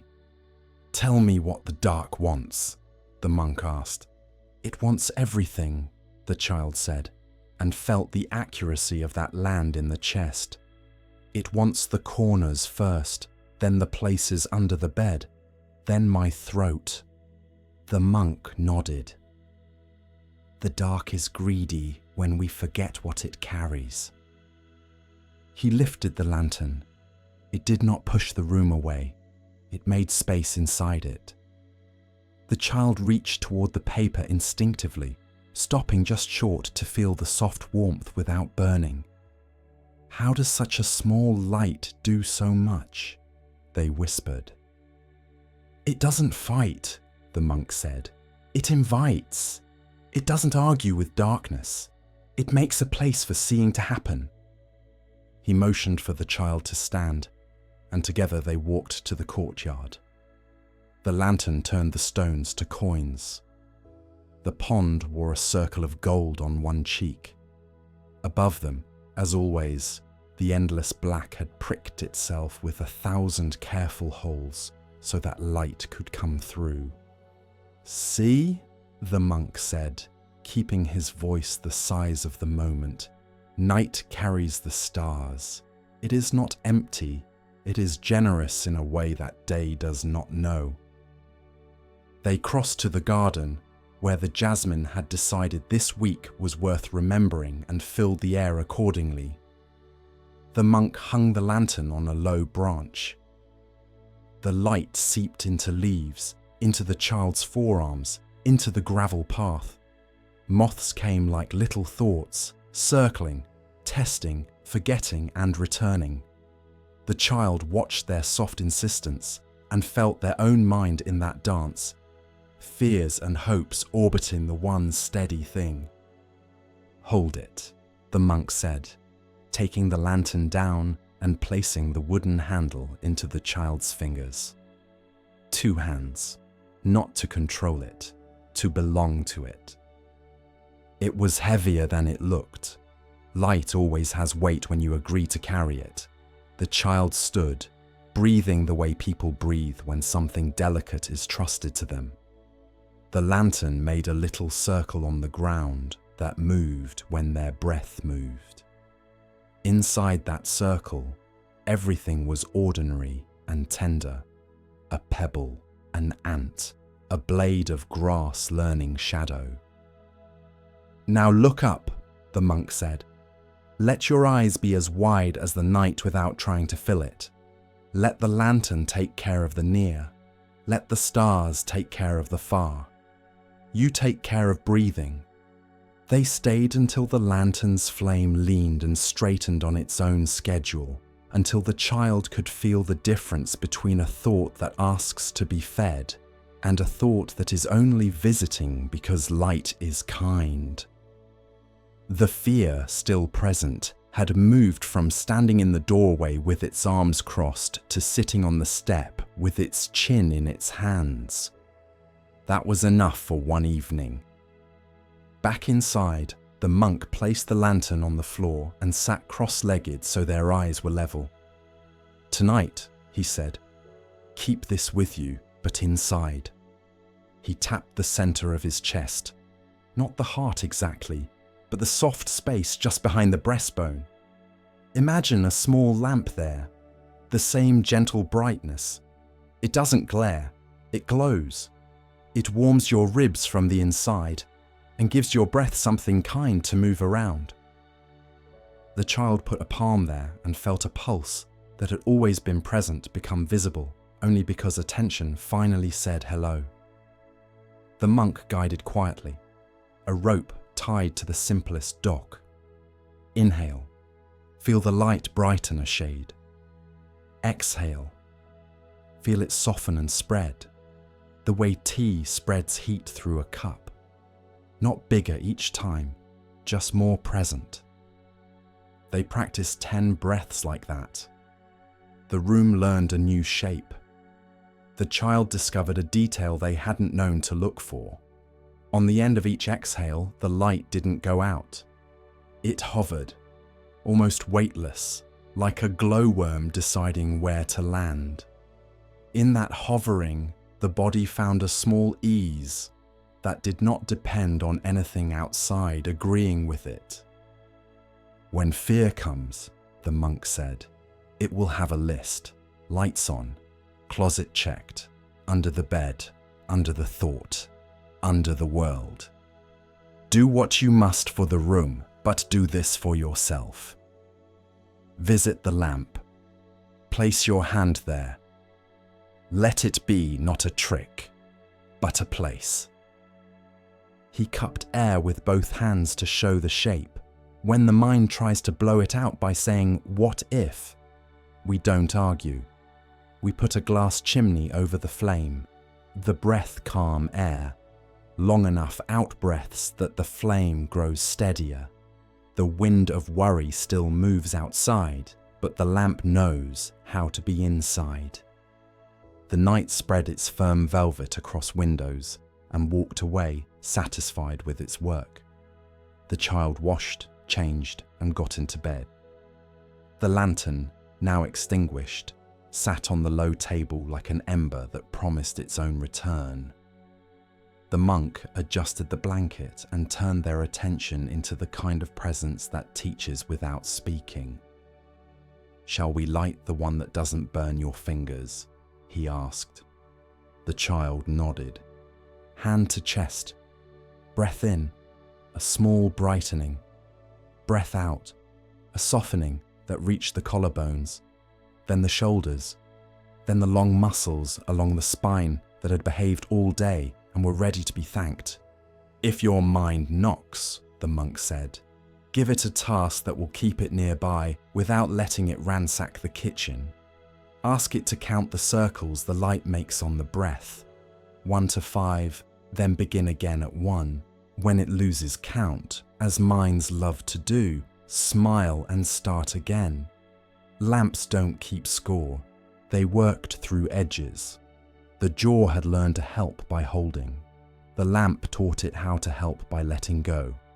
The belly had learned to help by bracing. The lamp taught it how to help by widening. The throat had learned to help by closing around words. The lamp taught it how to help by becoming a warm hallway where breaths could pass without paying toll. "Make a map," the monk whispered. "Let the light travel a path you can trust. Breath arrives at the nose. Touch the coolness there with attention. It passes the mouth. Let the tongue rest, heavy and broad. It slides down the throat. Feel the warm corridor. It rounds the corner behind the sternum. That is where the lamp is. It fills the belly, as if the lamp were lighting a small paper house in winter. Then it returns the same way, slower, softer. Walk the route with it, once, twice." The child followed, discovering that the mind, so quick to sprint when chased, could be persuaded to walk when given something kind to look at. The lamp brightened and dimmed with each loop, never urgently, never petitioning the night to behave. "Tell the dark what you are carrying," the monk said after a while. "Not to impress it, to be in conversation." The child considered. "I am carrying a small light," they thought, surprised to hear the sentence inside. "It is behind my heart. It knows how to be quiet." In the saying, deeper muscles unhooked themselves like boats whose knots had learned to trust the dock. If you are here too, with your own night to cross, you can borrow their ritual as if it were laid out for you on the table. Begin with the simplest gesture. Place one hand over the center of your chest and the other over your belly. Feel the warmth of your own palms. Let the upper hand be the lantern's paper shade. Let the lower hand be the steady base. Inhale gently through the nose as if smelling something you love that doesn't need to be named. As you breathe in, imagine the light brightening the smallest amount, enough to see the next step. Exhale through the nose or lips, slow enough that you could fog a mirror without ever quite making fog. As you breathe out, imagine the light softening and spreading, not farther, but kinder, into collarbones, shoulders, upper arms, down the spine. Repeat. No hurry. If numbers help, count 4 in, 6 out. After 3 rounds, add a tiny silent word to ride the breath. On the inhale, warm. On the exhale, wide. If words get in the way, drop them and keep the feeling. Let the last inch of each exhale be an invitation the lamp understands.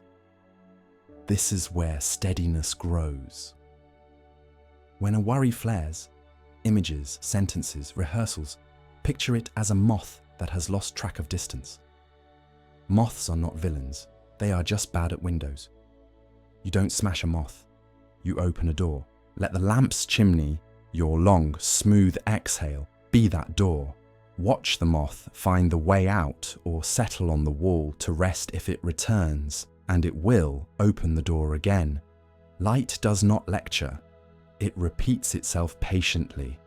If fear arrives as a tightness that has forgotten your name, make the lamp smaller, shrink it to the size of a coin and place it deeper, behind the breastbone where the ribs make an arch like a little cathedral. Let the light be steady there even if the surface shakes. If breath feels short, Keep the lamp, but choose smaller breaths on purpose for a minute, like sipping through a straw. The body often trusts again when it is not asked to be heroic. There will be corners of you that refuse light at first.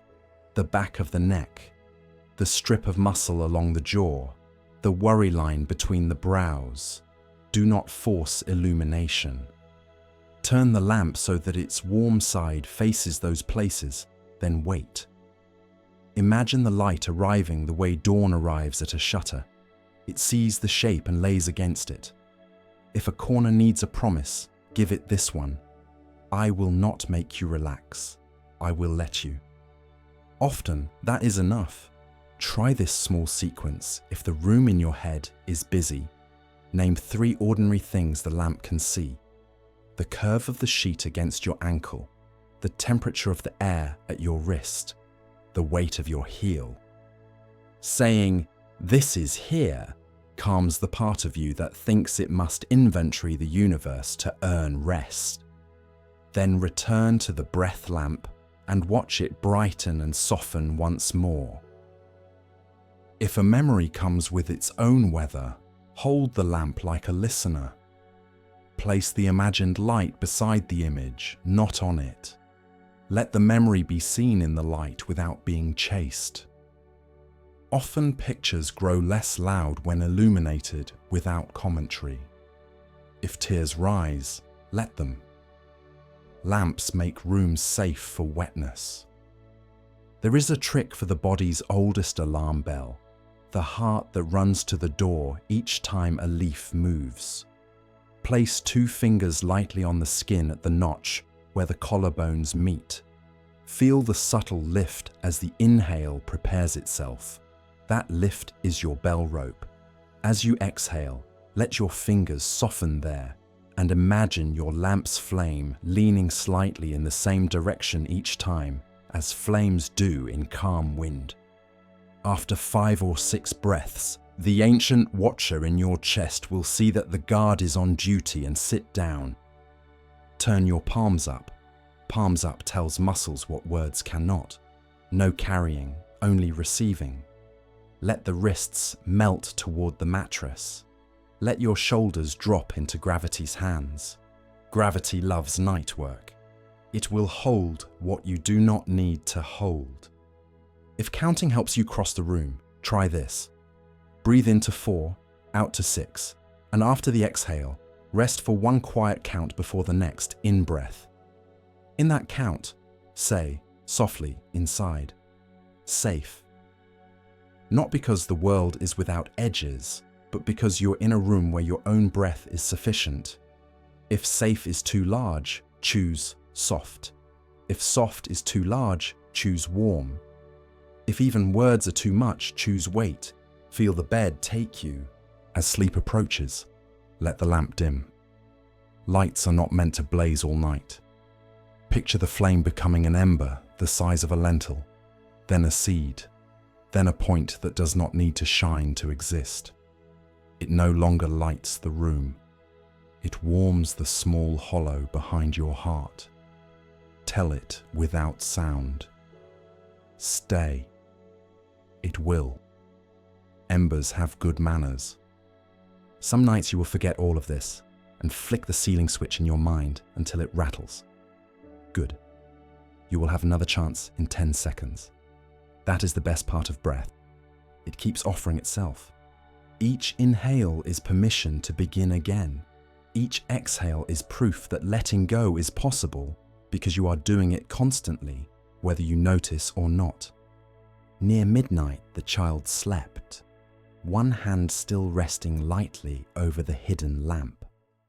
The monk sat a moment longer, listening to the invisible work of the house, timbers releasing the day, clay cooling, the minute sighs of quiet creatures on their own errands.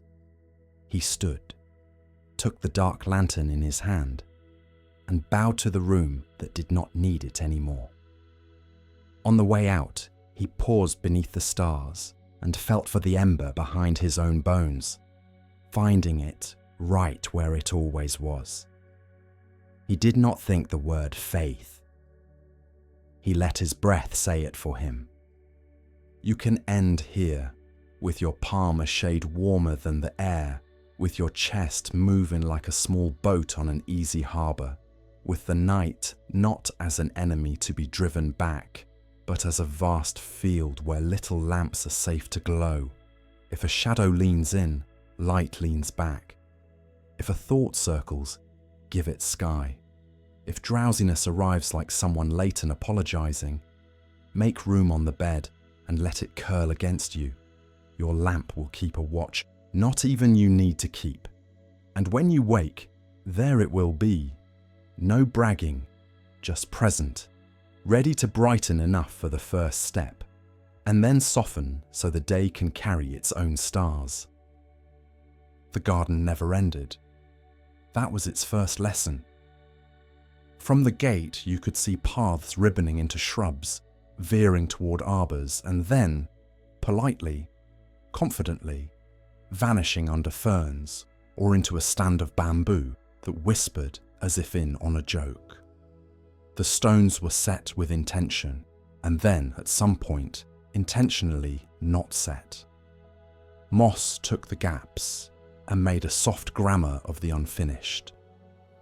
Visitors arrived with maps in their minds, the kind that insist every path must connect and every choice must yield a tidy loop. Some frowned at the little wooden signs, an arrow toward pond with a question mark burned into the grain, another pointing this way for a while. They were used to gardens that promised outcomes, North Gate to South Gate, herb patch to rose walk. Here, the gardener had let endings stay shy. She met people at the entrance with a straw hat and a small rake, hands nicked with the honest compliments plants give if you tend them. You'll get lost, she would say in the sunny tone of a person pointing out a gift. Please do.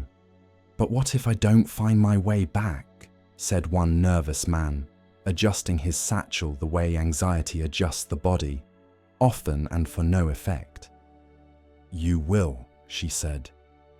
But it won't be the way you planned. That's the good part. They entered, shoes learning the crunch of fine gravel, then the hush of pine needles. On one path, a border of time released its smell at the brush of a trouser cuff. On another, flat river stones led toward a bench that existed only in the imagination of the person who placed the first two bees work the lavender, like small competent merchants. Somewhere a wren scolded the underbrush for its priorities. A young woman tried to keep all of it in her head. She stood at a fork with 3 suggestions and no promise, and felt her thoughts tighten into a fist.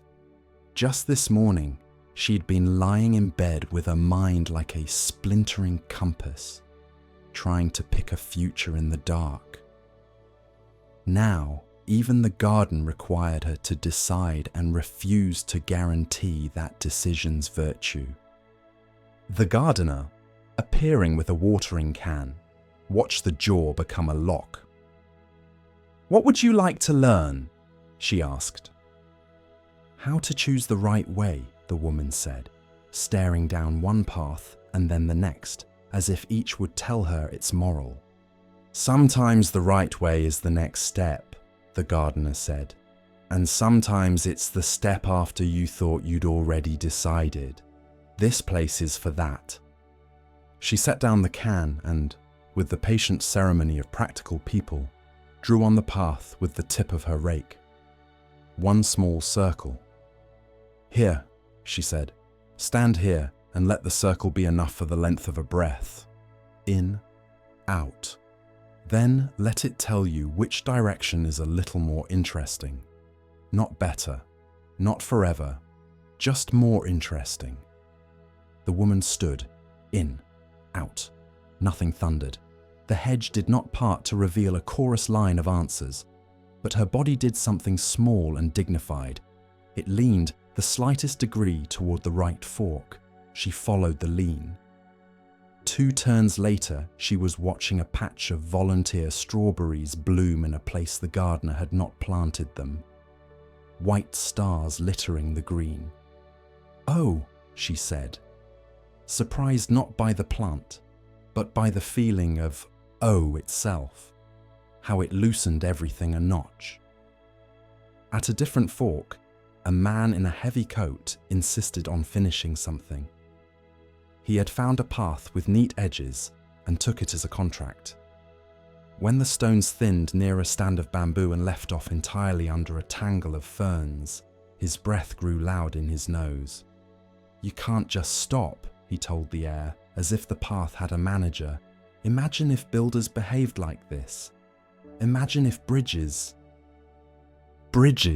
end on the far shore," the gardener said, appearing with a handful of twine. "Paths end under your feet. They're supposed to take you somewhere," he argued. "They did," she said. "They took you here, where you discovered the part of you that hates stopping. That's a somewhere worth visiting." He stood there, turn signal tick-ticking inside his chest, and then, because arguing with plants is a short sport, he noticed the light. It sifted through bamboo leaves like flour, laying a pale dust on his sleeves. He placed a hand on his chest for reasons he would not confess, and felt an old drum answer. The lack of stones underfoot did not drop him into an abyss, it simply invited him to look up. Around a bend, the path spilled into a meadow, not fully mown, a study in almosts. Narrow corridors of cut grass led towards shade trees and then swerved away. A ring around a poppy patch ceased just where a person might expect it to widen for a bench that was not there. People laughed a little, embarrassed that the garden's jokes were kinder than their own insistence. Incomplete things have a way of loosening a mouth the way a finished lecture never could. The gardener, tying up peas, explained to anyone willing to hear the thesis of her place. "Most of what makes us tight is the religion of finishing," she said. "We don't sleep because the mind believes it's a contractor hired to complete the entire city before dawn. This garden pays you in not finished. It teaches you how to be okay with that." "How?" asked a teenager who had walked through 4 choices already and felt nothing but cheated by all the routes that refused to end in a statue or a fountain. "By practicing small satisfactions," she said. "By letting the next corner be enough. By noticing the patch of sun on the path is the whole reason today exists, for 3 seconds. She handed the teenager a length of coloured string. "Tie it somewhere you decide to stop. Not because you're lost, because you've seen enough for now. Later you can come back and feel how the place changed without your supervision." String ended up on the low branch of a fig, on a fence post, where a snail conducted its unremarkable opera. On the knob of a gate that opened onto a path that stopped at the roots of a mulberry and simply said, with the dignity of a true thing, "Not this way tonight." There were little signs the gardener had lettered in a careful hand and placed where they seemed useful. "You are here," said one, without a map around it. "Here is allowed," said another. A third, at a 3-way fork. "All 3 are fine." A fourth, very small, half hidden in lavender so that only the curious or the bees would see. "Resting counts." At the pond, the garden's favourite rumour, a flat stone path got you nearly there and then turned to a scattering of larger rocks that required a stride too long for comfort.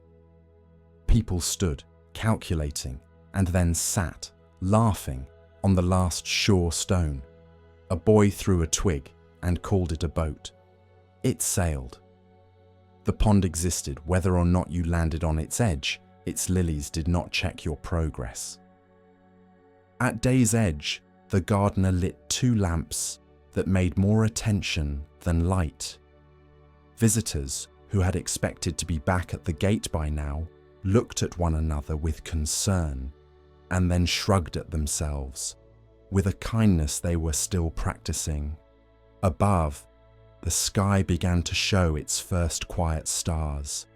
The garden, by not letting them end it, had carried them to the softest border between day and night. "Stay a little lost," the gardener advised one woman who had a train to almost catch. "There is a part of you that loves not knowing, and you starve her."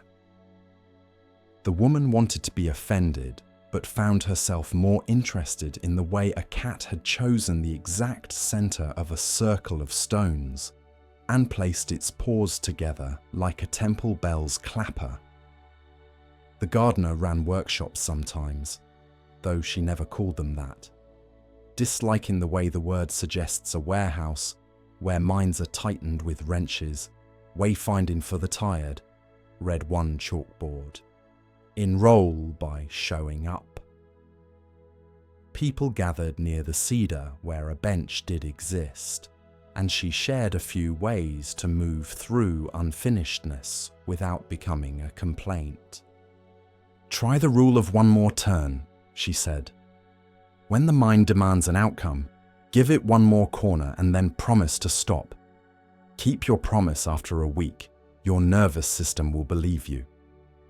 Practice 3-point noticing," she said. "Name one thing you can see, one thing you can feel, one thing you can hear. These are the 3 pebbles in your pocket. When you're anxious, you think you have no hands. This will give you back 1 hand. Let your feet decide small things. The head is noisy with elections. Feet are local government. Adopt a phrase," she added, writing it on a small placard. "Not yet decided, and that's okay. Say it on the exhale. You'll feel where your ribcage softens when it hears permission." And she demonstrated what she called the pocket compass. 4 directions, she said, drawing a little cross in the dirt. North is body, weight, contact, warmth. East is breath, in and out, a tide making and unmaking. South is kindness, tone of voice, how you would speak to a child who is lost in a grocery aisle. West is time, the honesty that nothing presses you to finish a life in one evening. People wrote the compass on their palms and forgot it, and found it again and discovered that forgetting and finding are partners. Evenings in the garden worked a change in those who let itself be worked on them. A man sat on a half-made bench, planks across supports that had never become a backrest, and discovered that his spine could hold him, and that the half-made made him more alert to the way air felt on his neck. A grandmother took a path that ended at a blackberry bramble and stayed there, watching the exact ripeness of one berry creep toward truth over 3 visits. A pair of friends arguing on the gravel about careers and debts and how to feel alive on a Tuesday forgot their case law when a patch of mint offered its cool grammar to their fingers. One night, after everyone had gone, a storm wandered in, rehearsed a while, and then spoke rain in sentences that lasted the appropriate length. In the morning, some of the path were gone altogether, drawn under by a polite creek that had decided to visit. The gardener stood with her rake and smiled the way one smiles at a child who has finally learned to climb on the counter without fear. She did not scold the water for taking liberties. She adjusted. She moved a stone. She placed a board. She let a section stay marshy because frogs had made it a concert hall. If you were hearing all this while you lie in your own room with unfinished lists growing in your margins, You can visit the garden without courting weather or brambles. Close the gate of your eyes and feel your body on the path of the bed, the long stones of your limbs, the soft borders of the sheet, the moss-like places where fabric meets skin. Notice which parts of you are already done for the night, the heels that have no interest in errands, the calves that have nothing left to carry, the back of the head content to be a stone under a friendly stream. Choose one path, the breath, walk it only to the first bend. Inhale to a gentle 4 as if you're smelling tea. Exhale to a generous 6 as if you are cooling it. At the end of the out-breath, let there be a small circle in the gravel where you stand and decide nothing for one heartbeat. Then continue. You do not have to reach a destination called asleep. You have to take one turn and keep your promise to stop after the next. If a thought juts like a hedgerow, demanding you either trim it or be scratched, do neither. Step sideways into a different corridor. Sensation. Place a hand on your belly. Feel the rise and fall. Place your other hand on your chest. Feel the softer, smaller rise and fall. Let your hands be the two sides of a gate that can swing without effort. Let your mind be the meadow, and your breath be the path that is mown just enough to walk tonight. When the urge to finish surges, finish the day, the disagreement, the plan for next year, try the gardener's string trick. Imagine a small length of coloured thread in your pocket. Tie it, in your mind, to the nearest thought you can stop at. I have done enough for today is a good post.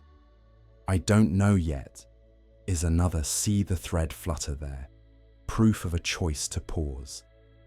You can collect these threads over weeks and discover with pleasure that your mind has become a festival of small flags.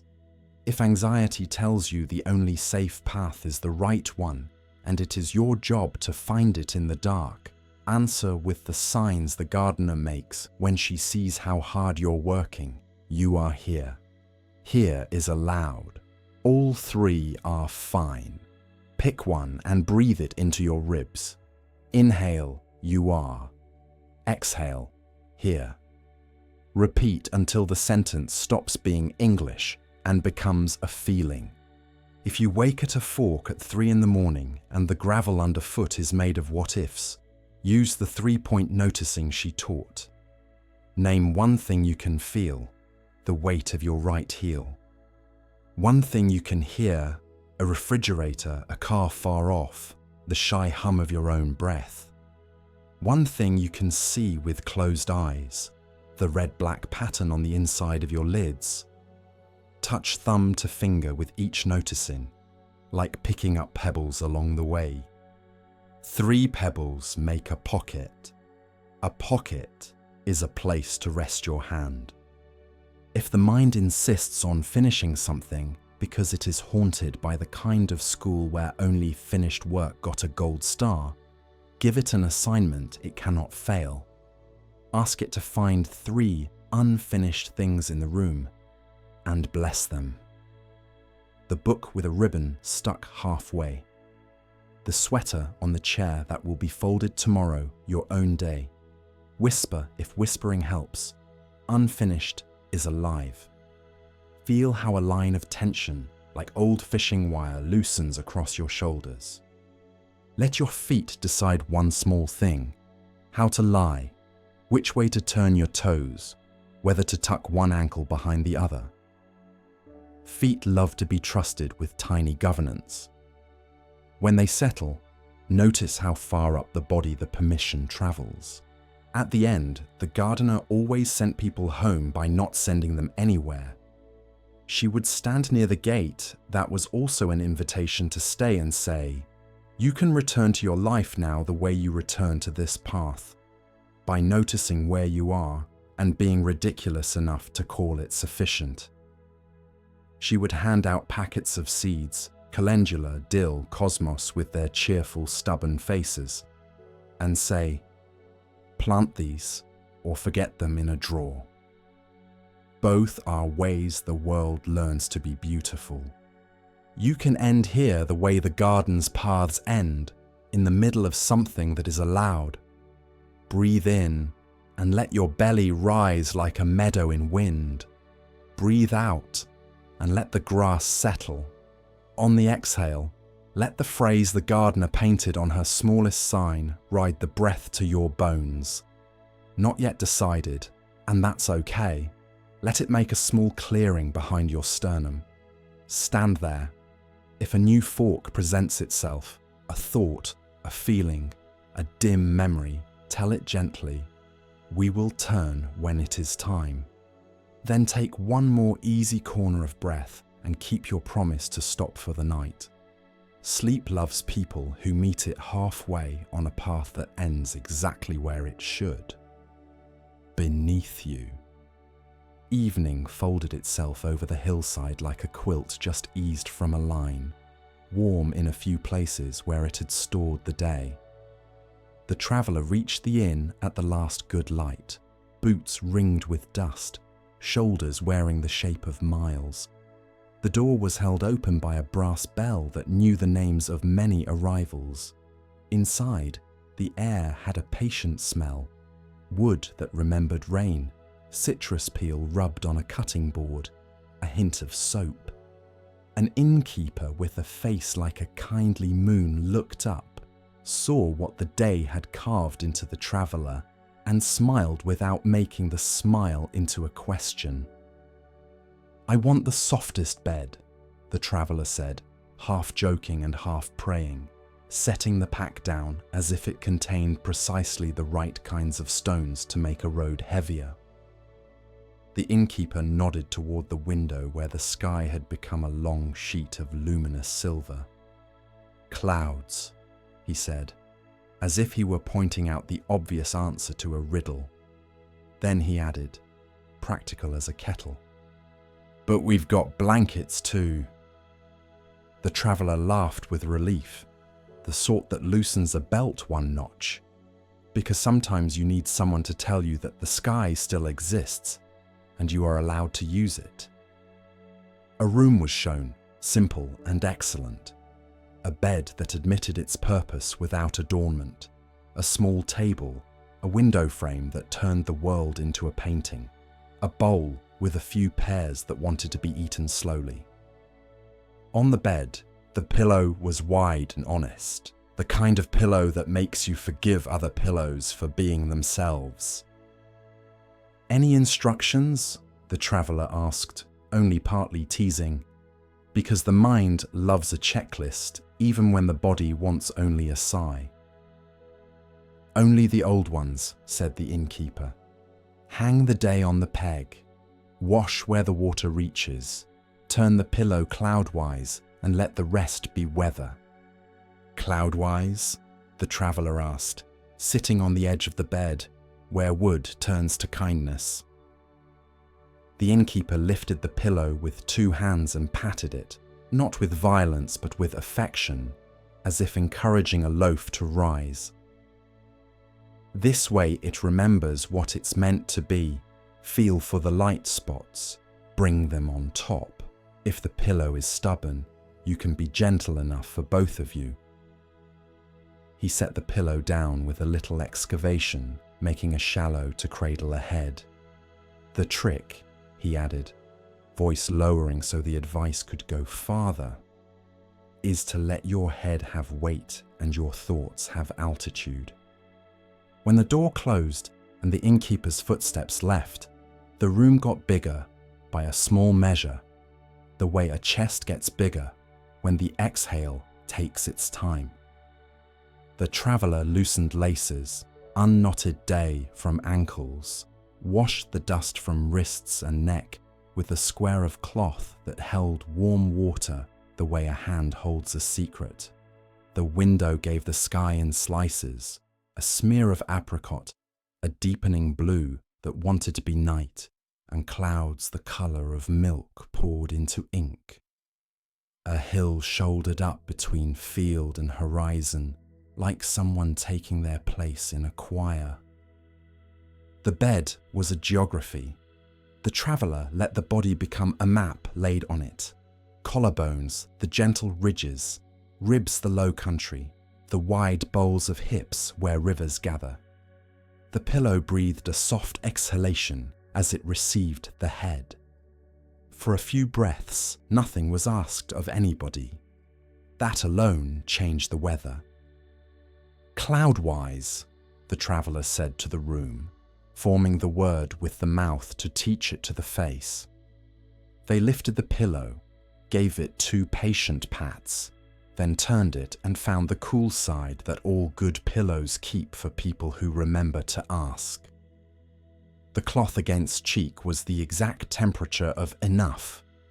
Outside, night practiced its vowels, ooh in the wind through the eaves, ah in the soft vowels of distant cattle. A cat moved along the garden wall like a thought remembering where it was going. The traveller's shoulders were still 2 loud guests at the party. "You may go," the traveller told them, using the tone you use for friends who have overstayed because they don't know how to end a story. The shoulders considered, then unclasped their fingers a fraction. If you are listening in your own room, you can start here with them. Take your pillow and fluff it as if you were convincing a cloud to take the shape of rest, not with force, but with permission. Lift, pat, turn. Find the cool side. Make a shallow for your head the way a river makes a hollow for a smooth stone.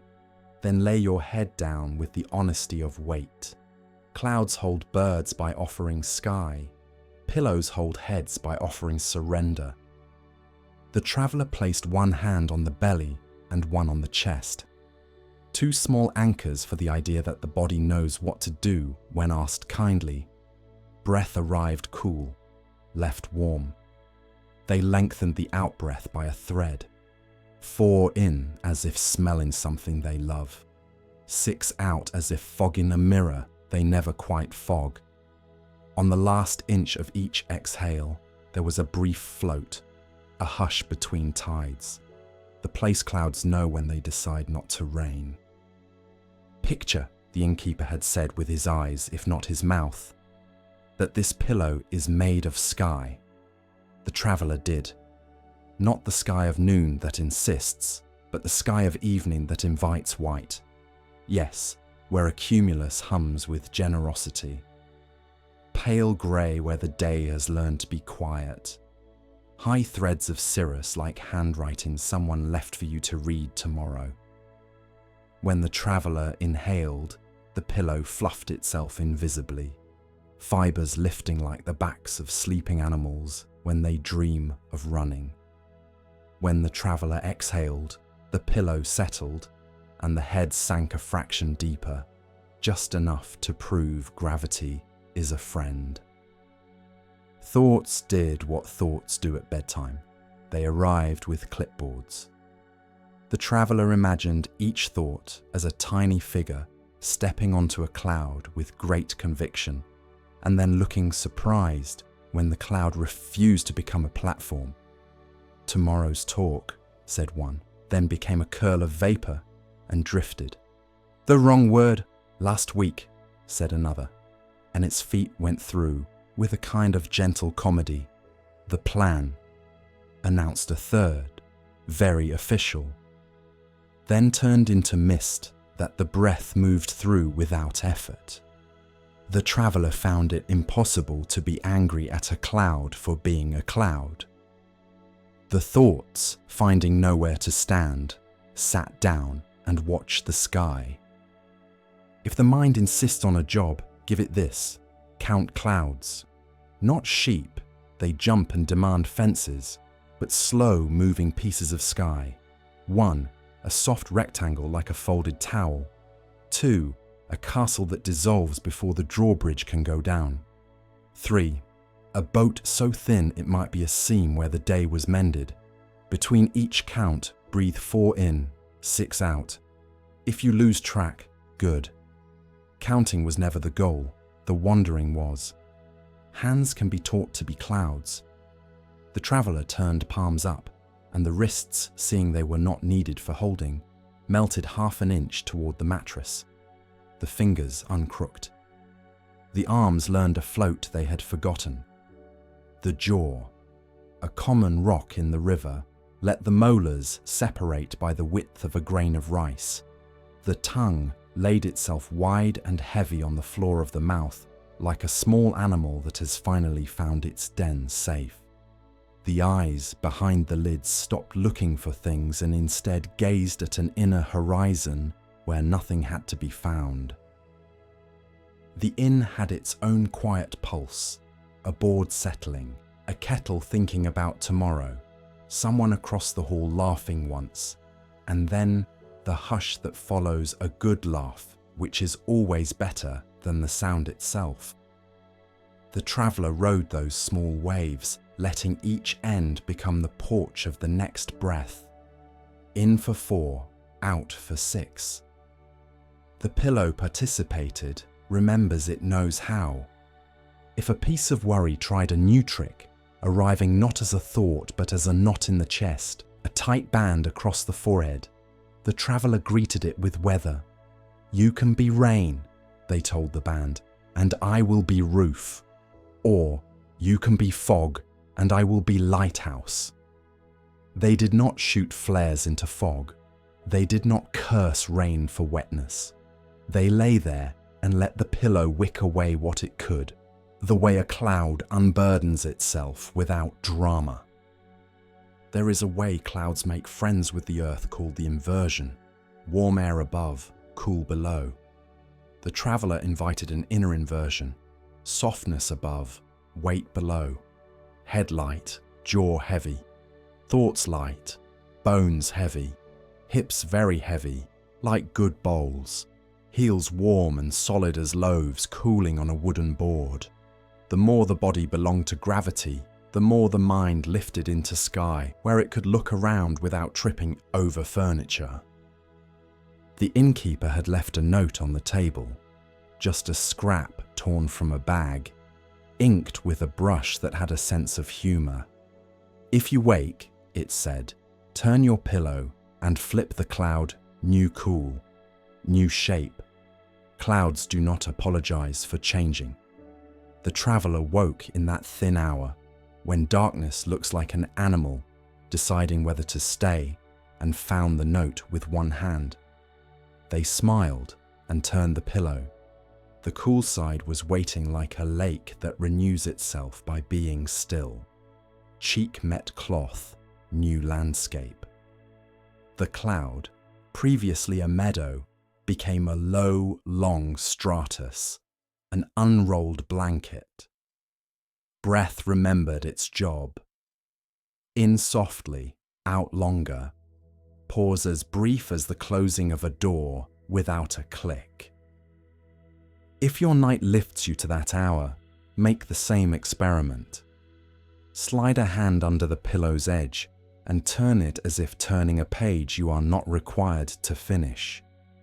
Let your cheek find the fresh cool. Imagine that your exhale is wind, smoothing the nap of the cloud's surface. On each outbreath, say the smallest useful word, soft, or down, or home. Let the word get fainter each time until the breath says it for you. Sometimes a cloud makes rain. Sometimes the body makes tears. The traveller felt one arrive, not tragic, not staged, just a bead of water that needed to go somewhere. It slid into the fabric. The pillow did not complain. It was built for weather. The traveller did not make a story about the source of the water. They let it be the river that proves there is a hill.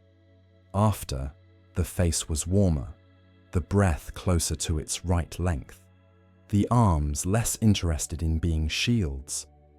If the mind brought a noise louder than usual, last year's unchangeable thing, next week's imagined test, the traveller made the cloud very small and placed it directly behind the breastbone, the size of a coin. There it glowed in the way a cloud glows when the sun stands behind it, and the whole edge is light. They breathed into that small, bright coin. In, and it brightened. Out, and it softened, sending warmth to the sternum, across the collarbones, down the upper arms. The noise grew less important in the way a town looks small from an airplane. You cannot fix a city from the sky, but you can love its lights. There is a ritual the innkeeper taught the bed itself, though the traveller did not know it had a teacher, how to catch a person. The bed caught them by degrees, back of skull, offered, received. Shoulders offered, received. Spine offered, received. The bed's lesson, learned from trees, who are experts, was that holding is not gripping. It is allowing someone to rest in a shape they are already making. The traveller felt placed. The way a stone feels when the river decides its new position suits everyone. If your body seems to resist this lesson, you can coax it with something simple. Press each toe, one at a time, toward the foot of the bed, as if making a seal with the sheet release. Feel the tiny echo in the calf, the knee, the hip. Move to the other foot. Then imagine that your feet have been tucked under the edge of a low cloud. It is warm under there. The cloud has weight enough to tell your feet they're done for the day, and permission enough to whisper it without words. Toes? You're home. Arches, you're home. Ankles, you're home. The traveller drifted to the doorway of sleep and found the usual customs officer there, stamping passports with the ink of habit. One more thought, it offered, like a sweet at the end of a meal. The traveller placed that thought on a cloud and watched it gain altitude very slowly until it was a nothing, a grain, a gentleness. Maybe tomorrow, they told it, not as a bargain, but as a recognition that tomorrow exists precisely so that not everything must be done today. They slept, not as a performance or a victory, but as a side effect of putting the head down onto something that agreed to be sky. When they woke, easy, as if coming up for air in a lake that does not take offense when you leave. The morning had moved into the window and painted the sill with a rectangle of light. The pillow had kept its promise to be a cloud even in the dark. The traveller ran a hand along the sheet and felt the very quiet satisfaction of having been held properly. Downstairs, the innkeeper was polishing a cup with the kind of attention that changes the world by changing the cup. "How did you sleep?" he asked, knowing that everyone asks this, but meaning it the way few do. "Like a person who owns a piece of sky," the traveller said, surprised by their own answer and by how true it felt in the mouth. The innkeeper nodded, unsurprised.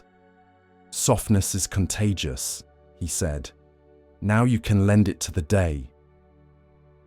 If you're still awake, or half awake, or awake again, you can lend softness to yourself in this minute." Picture the pillow becoming lower clouds that drift west to east across you.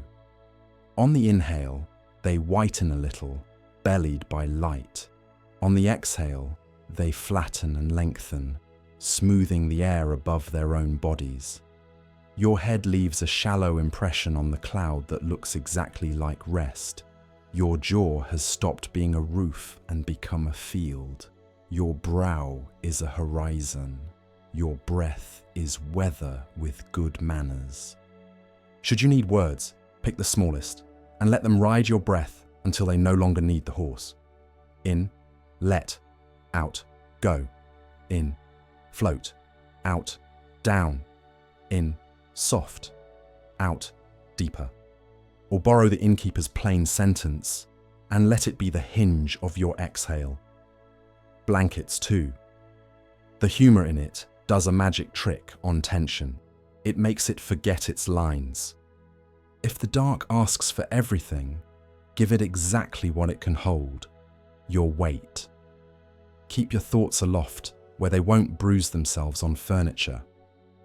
If they insist on descending, let them do it as snow does, one flake at a time, landing without sound and becoming part of something larger that knows how to be quiet.